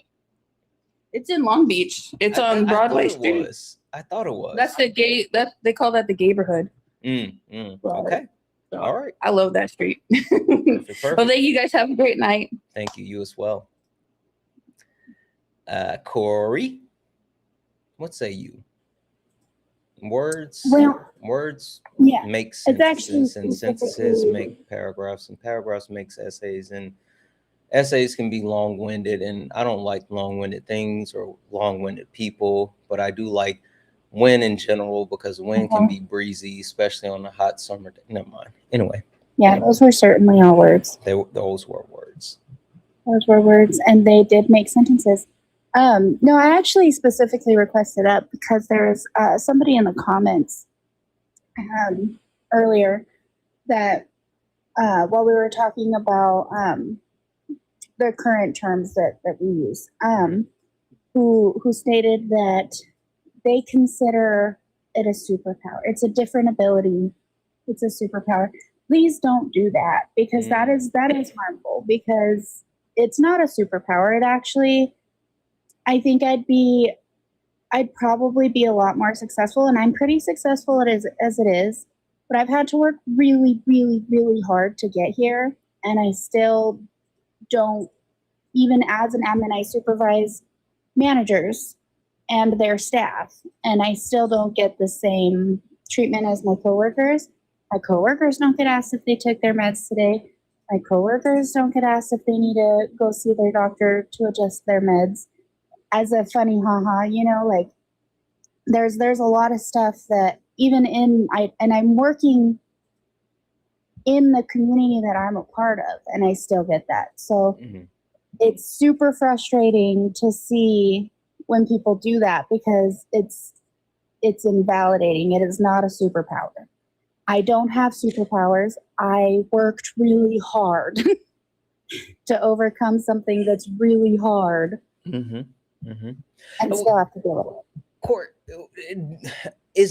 would you say that's parallel to the like, I know for a long time within like the workforce, the office spaces, it was like socially acceptable the way that like men objectified women, and they would do things like, you know, smack them on their behinds and catcall them, or like all this other stuff.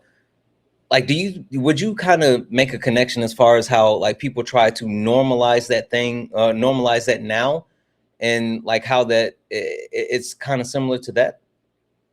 It is. It absolutely is. And I think that my coworkers with it, because I'm pretty open at work. I'm like, you know, yeah, I'm a scatterbrain. So, and I openly in the middle of the day will be like, I forgot my name. So that doesn't help it. But also when it's people that I'm not close with, because like I have friends that say it and it doesn't really help when I have to do a mob thing real quick. That's kind of annoying. Your MAGA mobile just kicked in. No, it's your MAGA mobile. No, it's yours. No, it's not. I forgot what I was saying. You were calling to tell me about your car's extended warranty. Something like that. But no, I think that there is a connection there. And it is very similar. Because people don't really consider that that's something that you know, it's kind of an insecurity, and also really invalidates the work that I'm doing. Yeah. And it's a lot. Absolutely. I think that's it's interesting that not only do you deal with that from with the like the personal aspect, but you deal with that from a professional aspect. I would think at the very least the ability to get past that in a like a professional sense would exist. But man, okay. All right. Well, Corey, anything else that you want to add before I drop you down? Nope, that's it. All right. Thank you, Corey. Right. Thank you for not being that mean to me this evening. I'm not mean to you. We'll see. Bye. Not right now. Dubs in the chat for Corey, guys. Edith, or actually, hold on, because I'm gonna hold you hostage. Noah, I want to come up to you. You haven't had an opportunity to even do an introduction. I don't understand why you would come at the end of the night. You've been here all night and haven't requested up. So the only thing that I was eating some sweet green. The only thing that I can think of is that you're here to cause mayhem. Like that's literally the only reason that I believe that you're here right now. I'm 100% positive that you're here to cause problems. I wanted to spend time with Ari and Edith. That's it. Okay. Noah, can you tell the people really quickly, are you a part of any type of marginalized communities? And if so, which ones? Yeah, a few different ones. I'm Black, communist, DL, tether presenting. Get the fuck. I'm sorry. Language, Ari, and Noah, be serious. Gee, well, what did I literally just called it. Hold up. Literally just DL's called not in the press category. We're not about to do this. No, this is a serious I'm dead ass. Serious conversation. And also you can't say those words. This is late nights. My mom is listening. Okay, what would you like me to refer to myself as, man? What happened to? No, I heard that. No, communist wasn't a joke. I actually do think like being Black and being a radical compounds. I do kind of see that. That's the only reason I didn't see that. No, absolutely. Like especially the way that the premise of being a communism is like the people use it as a pejorative and like not even knowing what it is or what the premise of communism is, and then also like people use it as a scare tactic. I give him some credence with that. I don't know if he was joking or not, but like I wasn't joking. Yeah, I do lend that to. Yeah, I would say that as well. And then he said tether. No, I said tether presenting. I'm not a tether. That was a joke. But DL wasn't a joke. Yeah. I was being serious too. Yeah. So DL's the third one. All right. Noah, we talked about a lot of things, and I know you've been here like throughout the evening. Is there anything specific that you wanted to add to anything, or did you want me to run where we are? I was kind of in and out. I'm not gonna hold you because, like I said, I was okay. You know, so help me with this. So we're currently on the topic of like reclamation of words, right? We've been digging into the overarching premise of, it says the language of inhumanity, but just talking about like dehumanizing terms and the way that they're used. We talked about like the history of it and when people try to joke things away and say, oh, it's just a word or blah, blah, blah, blah, blah. And then even how people try to mask it behind freedom of speech. I got a direct question for you, Noah. Black people. Hey, Noah. 1350, right? Black people. Why is it that it seems like Black people, overall, we as a community have such a hard time with removing these harmful terminologies from our lexicon? Which ones are you referring to? Just there's a lot of them. There's a lot of them. Like at least I see this with people that are around my age or older. That like I know earlier we were talking about like the R slur, right? But there's a bunch of terms that used to be quote unquote socially acceptable, but now they're stigmatized. And instead of people within the Black community being willing to move off these harmful terms, they tend to hang on to it a little bit longer than other people. Any ideas of why that may be a thing? I don't know if I necessarily agree with like the premise. I mean, I think there's some social conservatism among Black people, but like I've also like read like different studies and stuff. Like I do think Black people, I can speak for the United States, constitute like the most like progressive or like radical political body within this country. Because sometimes I hear this thing about like, I don't know about when it comes to like ableist slurs, but specifically I hear this idea that like Black people are like uniquely or exceptionally homophobic, which I very much reject. Yeah. I think obviously like you have like the influence of like the Black church and stuff and that producing a sort of like attitude towards like gay or queer people. But I don't really think Black people as a whole are like particularly beholden to this stuff. Pushed? Because I've heard that as well, and that's not necessarily something I've seen. Like now that I sit back and think about it, and I know it's anecdotal, but like, yeah, why do you think that's perpetuated? Yeah, I kind of think it's just like symptomatic of like a general anti-Blackness. One of the ways that like I understand Blackness is like through a set of contradictions, and this has kind of been like the story since Blackness's inception, right? And so you have, for instance, this idea that like Black people are worthless, right? There's been a whole discursive apparatus that has tried to, you know, depict Black people as worthless, and yet Black labor and the extraction of like surplus value from Black people has made modernity as we know it possible. And so you have the simultaneity of like Black people being worthless, but also like indispensable for like nation building as we know it, right? And I think similarly, you have Black people who empirically are much more radical, much more like progressive or whatever word you want to use than, you know, other groups of people, and yet are still pathologized as backwards, as conservative, as all these things. Yeah. Really quickly, Edith, I'm so sorry. By the time that I looked over and I saw your message in the comment section, you were leaving.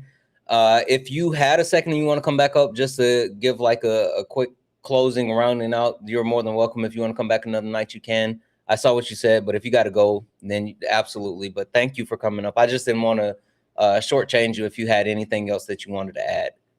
No one's scared of you, Noah. W's in the chat for Edith. I'll say this one more time, guys. If anyone else like to support the live, you can do so. Cash App, PayPal, Venmo, pay links and links here in the bio. Santana speaks for you. It's the best way to support late nights. If you're over on YouTube, you can send a super chat. I will read that out. Can we knock out the Let 'em Cooks? Is that possible? There's 412 people here. I know for a fact that we can knock out the Let 'em Cooks. We need what, 61 more? Can we knock those out? Can we also tap the screen? FYI, guys, this is night 1 of a 4-night topic around. I need to move this down a little bit.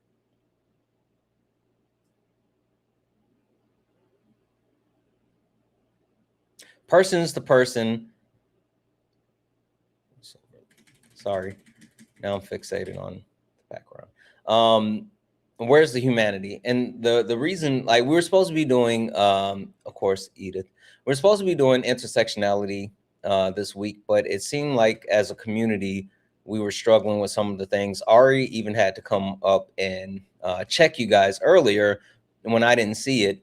And I think it's something that we need to make sure that we are actively aware of, actively addressing, and actively trying to be better as a community. So instead of doing intersectionality, we're dealing with the harmful rhetoric that can be knowingly or unknowingly perpetuated, and how those things continue to exist and persist. All right, so we're at the end of the night. It is t-shirt time, but since I have you two up here, I kind of want to do a teaser. So, Ari, you're eye for an eye, and we're all harmed. That speaks to the fact that people don't understand when utilizing or weaponizing, whether it's these systems or terminologies or things like that, people who are part of these marginalized communities, yeah, they're going to be impacted, but also other people can be impacted that's not a part of the community. One thing that I would love to have you talk about is the way that people who are part of these marginalized communities, how they may respond to the actual violence that's coming their way, and why people may not be accepting of said reaction. Example, Black people experience racism. Someone is openly, actively weaponizing racism, engaging in racism, causing racism, or whatever the case may be. And then Black people respond in some type of violent way, whatever the case may be. And then people say, well, they shouldn't have done that. They shouldn't have said that. They shouldn't have acted that way. They made it a bigger deal than it should have been. And why do people think that they can dictate the reaction of those marginalized communities when they are harmed? White supremacy. Dun, da, da, da. And the word of the day, tone policing. Tone policing. And also for the maintenance of the cultural hedgehog hegemony, right? That, like, I Noah loves to speak towards this, so this is like literally right up his alley.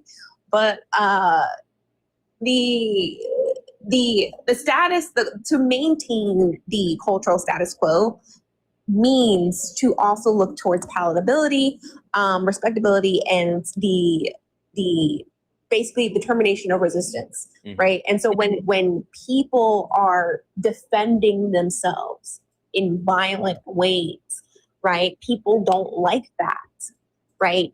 And like we saw this with the LA riots earlier in the year, or earlier in the administration, with people in LA resisting ICE arrests, because I want us to be very clear, what ICE was doing was extremely violent. They are actors of the state. They are violent actors. And overwhelmingly, you saw people responding with the protesters, them throwing back smoke boom booms and all that stuff.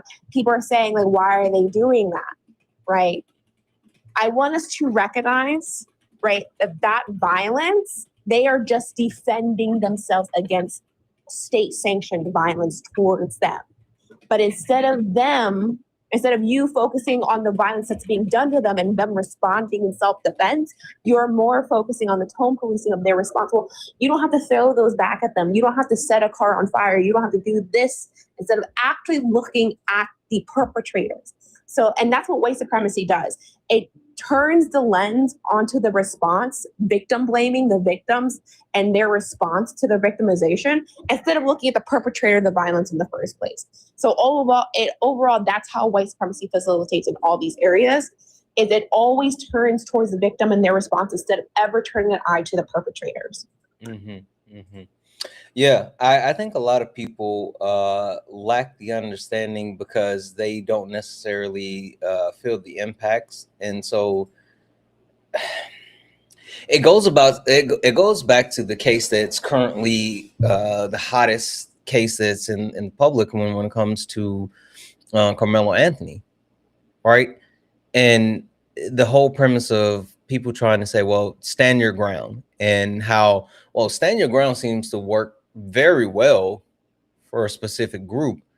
But then when other people try to quote unquote stand their ground, the reaction isn't justified. Noah, why is it that in cases like Carmelo Anthony, other people like, George Zimmerman can quote unquote stand his ground against a young Black man while he also has a weapon and he's the aggressor? But Carmelo Anthony, they say that he's using a disproportionate amount of response or force for the response. Why is Carmelo Anthony's response not justified, but George Zimmerman's response justified?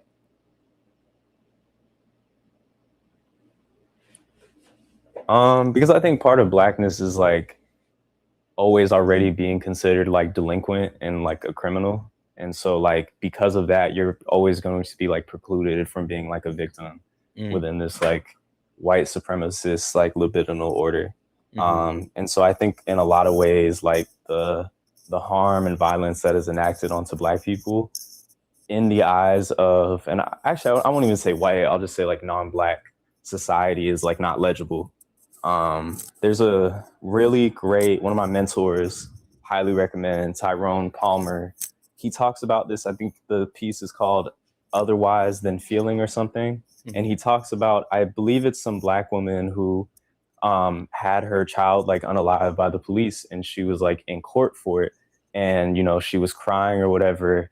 And I think the judge made some comment or like was like essentially like not comprehending why she was expressing that type of grief, which like I think objectively is very understandable if your child was unalived by police. And he ties it into this like theory that I'm a fan of called affect theory or whatever. But yeah, I think it's that. Yeah, no, I agree. And I think even more than that, the way that society structures the response of people, I can talk about other marginalizations, but everything that I do and speak from and how I engage is through the lenses of Black men, is through the lens of a Black man. And so understanding that Black people have been vilified, looked at less than, were called subhuman, and then when they could no longer deny that we were human, they shifted to saying that, you know, we were unable to coexist within society. We were violent, we were lazy, all of these other things, right? And all of that has always been justification to say that no matter how we respond to the actual life-threatening events that we experience on a day-to-day, we should never meet those life-threatening events with anything but kindness. I talk about this all the time. Like I always say, I've always been more Malcolm X than Martin Luther King, because I think the premise of like non-violence is silly. Like I'm not someone that actively seeks out violence, but I will never be someone that actively allows violence and I quote unquote turn the other cheek. So I think Santana, you know Frank Wilderson? My bad. Didn't want to interrupt you. No, who's Frank Wilderson? You heard of like Afro-pessimism? Really? I feel like Sean brought it up maybe. Sean says a lot of stuff. And also, she does say a lot of things. I've been all over the place a lot lately too. So I might have heard it, and then I'm not thinking of it in a moment. What is it called? Afro-pessimism is a body of like theory within Black studies, but there's a book called Afro-Pessimism by Frank Wilderson. And he has this like one paragraph that I'm thinking of that he talks about like the inability, this sort of like unconscious inability to see injury, right, when Black people are harmed because of the way that Blackness has been constructed within, you know, like the libidinal economy. So he engages with psychoanalysis and has this concept of like social death that constitutes the position of Black people. And essentially like, because Black people are seen as objects, they can't be harmed. And so this type of like, this notion of self-defense is sort of like unintelligible because of the fact that like Black people are excluded from the category of human, right? Objects don't defend themselves. Wow. Okay, I'm gonna have to read up on that. That's I'm almost done with the 1619 project, and I know they were talking about that a lot in the sense that when it came to like the way that colonizers portrayed Black people, and they only looked at them as far as being humans when it came to being accountable for actions like breaking a law, but outside of that, they were objects and had no autonomy. So I think that's like exactly what you're saying. Okay, I want to put a bow on this because we are over, and I'm trying to be better with time, especially because we got multiple nights going for the rest of this evening. But Noah, I'll come to you, and then Ari, I'll come back to you. Noah, just to kind of round this out. The reason why I think this topic is really needed is just because a lot of times people engage in these things and they don't know it. Sometimes they engage in these things and they actively do know it. But I disagree with the premise of just letting people figure things out on their own, and even more so saying that if you don't talk about things, it'll just go away. Nor do we need to talk about these things. Which aspect? All just like the whole topic. All these marginalized communities, the way that they're being harmed, the systems that continue to perpetuate it, like all of it. Yeah, no, absolutely. I think what's really needed is like a very comprehensive understanding and like robust one of how these marginalizations exist. You know what I'm saying? Because like for me, I think people tend to understand, or at least are like privy to like the interpersonal aspect of these things, right? And they're aware of things like slurs and stuff being harmful. But I think people don't see the connection between like the interpersonal and the structural, which I think really needs to be made explicit, and like specifically like how these identities are embedded within like political economy. And so like, right, like capitalism makes use of these different sort of like categories of oppression to, create classes of people whose labor can be extracted, right? Whose surplus value can be extracted. So I think understanding it both through like the discursive elements, right, which would be like the slurs and these like ideas of people being like subordinate or whatever, as well as like the material sort of like economic aspects of these like marginalities. Yeah. I agree. The one thing that I'll say as well is I know we're at the point where a lot of people are hitting like the 101, but I think there's absolutely a comprehensive need to expand it and go into a deeper level. And I'm hoping that's something that we can get to as a whole. So like I completely agree. Anyway, no, thank you for coming up, even though, you're on CP time or whatnot, and chose violence as soon as you got up here. Appreciate you. All right. Have a good one. Ari. I got a tough question for you, and not necessarily a tough question for you, but a question that I'm just gonna lean into it and let everyone who is still here indulge. I threw this question out to people earlier, and we were talking about like the different systems, right? Whether we're talking about racism, sexism, ableism, queerphobia, like all of them, and how there is a direct connection, whether it's the way that it's propped up or the way that it's used to further capitalism, politics, or patriarchy. What's the connection, Ari, and why? Why is the connection? Yeah, like all of it. One foremost, I think everyone, like, as much as like you're saying, you said you're pausing the intersectionality conversation. This is an intersectionality conversation, right? Yeah. And I think it's important for us to call out like the term was coined by Kimberly Crenshaw in the understanding that based on your identity, you are going to have a unique experience, right?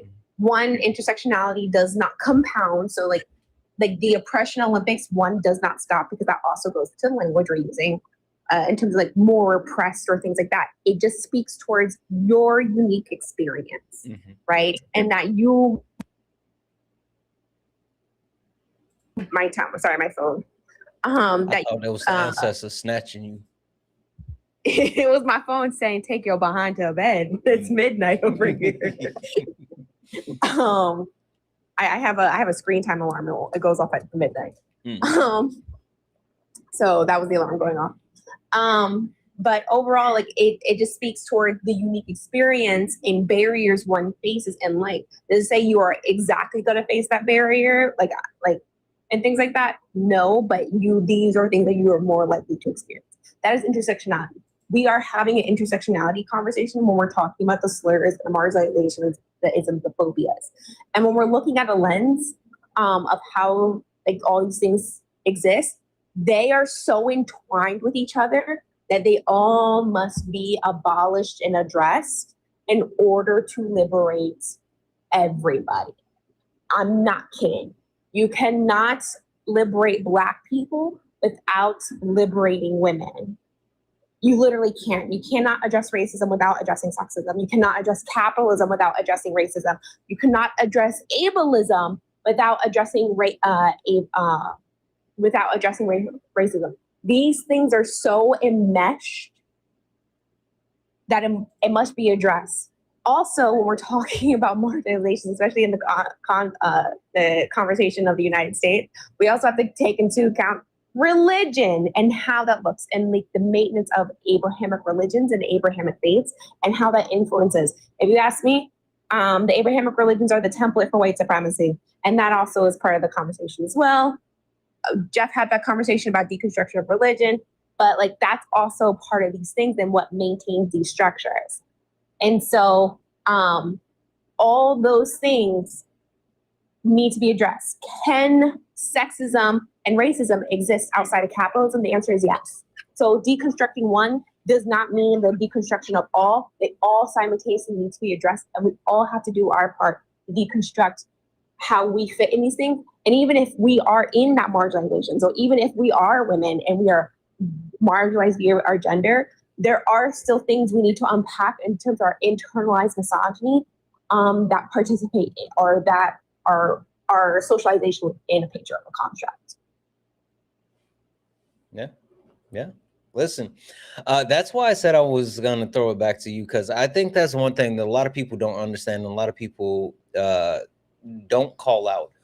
And understanding that like the things that we're talking about, like it can't be targeted for just one specific aspect. We have to take a look at the entire connections, and we have to see how they overlap, and we have to address all of them. If we want to make any type of real change, if we want to have any type of real effect, then we have to address all of them. We can't just address some of them and think it's gonna fix everything. So anywho, Ari, so, sorry, go ahead. I was about to kick it back to you and say, is there anything else that you wanted to say to the people?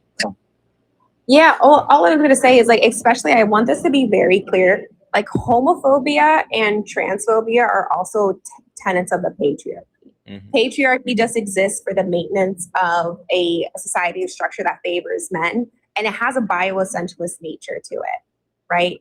And so when you skew away from that bioessentialist nature of the patriarchy, right, that's where you are recipients, depending on your identity, of misogyny, homophobia, or transphobia.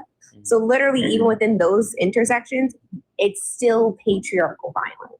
So I want to be clear, that's typically why you see a lot of people typically talk about patriarchy, racism, and ableism, because all of those things, that patriarchy embeds homophobia and transphobia as well. I just want to make that really clear to people. Absolutely. Absolutely. Well, Ari, I appreciate you coming up. I appreciate you adding to the conversation. Are you coming back this week? Yeah, of course. I love conversations like these. Intersectionality.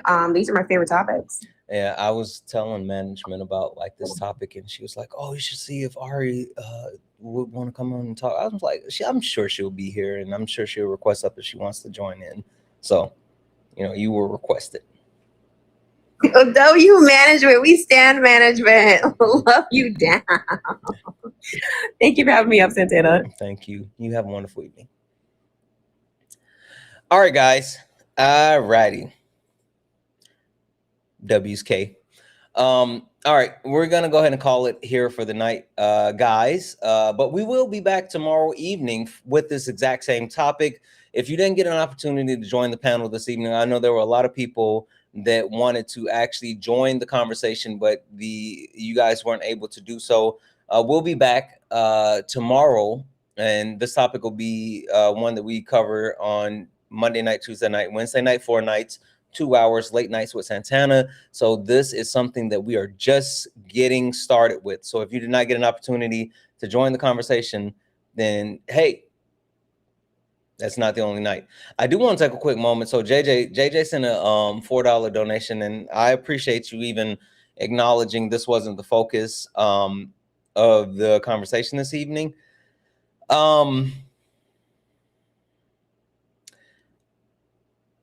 JJ, if you're listening, do me a favor, send me an email.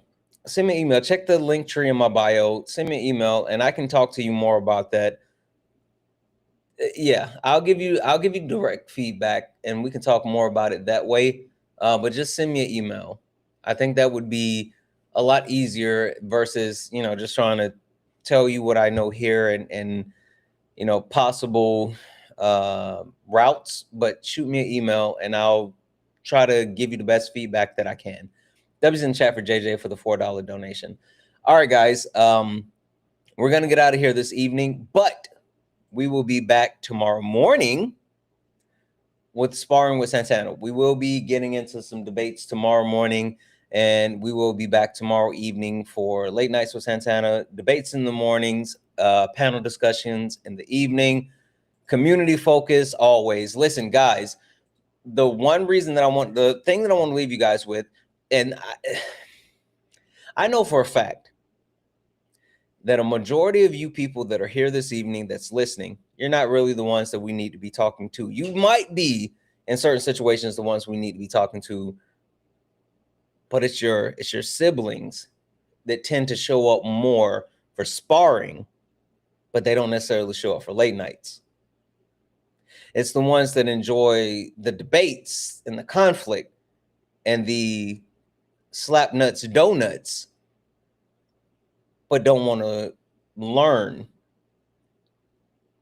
Those are the ones we need to be talking about. And those are the ones we need to be talking to. But we as a whole are responsible for our community. And so while I'm going to make sure that we try to get this message and communicate this to the people that for some reason only want to show up for sparring, but don't want to show up for late nights, we're going to try to get this message across to them as well. It's your responsibility to get the message across to them. The reason why this is so important is because while we do have mods, while we do have K, while we do have a bunch of people that do so much to uphold and make sure that our community is flowing, one thing that we have is ownership within our community. And we police ourselves, we guide ourselves, we check ourselves. And I want to make sure that we are all equipped to be able to call out anytime these things are being perpetuated within our community, within our comments, within our society as a whole. So this is night one, and we got so much more to get into it. All right. Are we good? Are we good? You guys good? Thumbs up. Thumbs up. All right. All right. All right. All right. All right. All right. With that being said, guys, we are gonna go ahead and get out of here. You know how we do. Let's go. Yeah. This ain't your regular panel. Nah, we speak the truth. Late nights with Santana. And Mama Jones watching. Better keep it clean. Let's go. Late nights, truth in the convo. Everybody get a seat at the table. From the block to the books, we mindful. No screaming, just dreams and the Bible. One mic, one voice, we build bridges from the heart of the hood to the world's big issues. Politics, pay, different cultures. But the real ones listen before they rebuttal. Late nights with Santana. Yeah, Mama Jones watching, so keep it grown. Ain't about flexing, this a purpose zone. Santana hold it steady when it might get hot. But we ain't here to fight, we here to connect the dots. Yeah, late nights with Santana. Hey, Deb is in the chat for the chat. Deb is in the chat for the chat. Guys, thank you for showing up for, which ended up being an audible to the original topic, but it's still something that is absolutely necessary. And I think this week is going to give us an opportunity to grow in so many ways. And I'm excited about it. I'm literally excited about the possibility of all of us becoming better together. I know that I need to grow. I know that I need to be better. I know that I have so much room for an improvement, and I'm hoping that you guys see the need to improve yourselves and come along with me. Let's do it together. Let's be better people together. We can do it. I have faith in you, and I know that you can do it because I know that I can do it because I know we can. All right. That being said, we're going to go ahead and get out of here. Thank you. Thank you. Thank you. Thank you guys. I love you guys so much. From the bottom of my heart, thank you all for hanging out. I truly mean that. Thank you. Thanks for all the gifts, taps, likes, shares. Thank you all for hanging out. Thank you all for being absolutely amazing. I love you all. And as always, peace.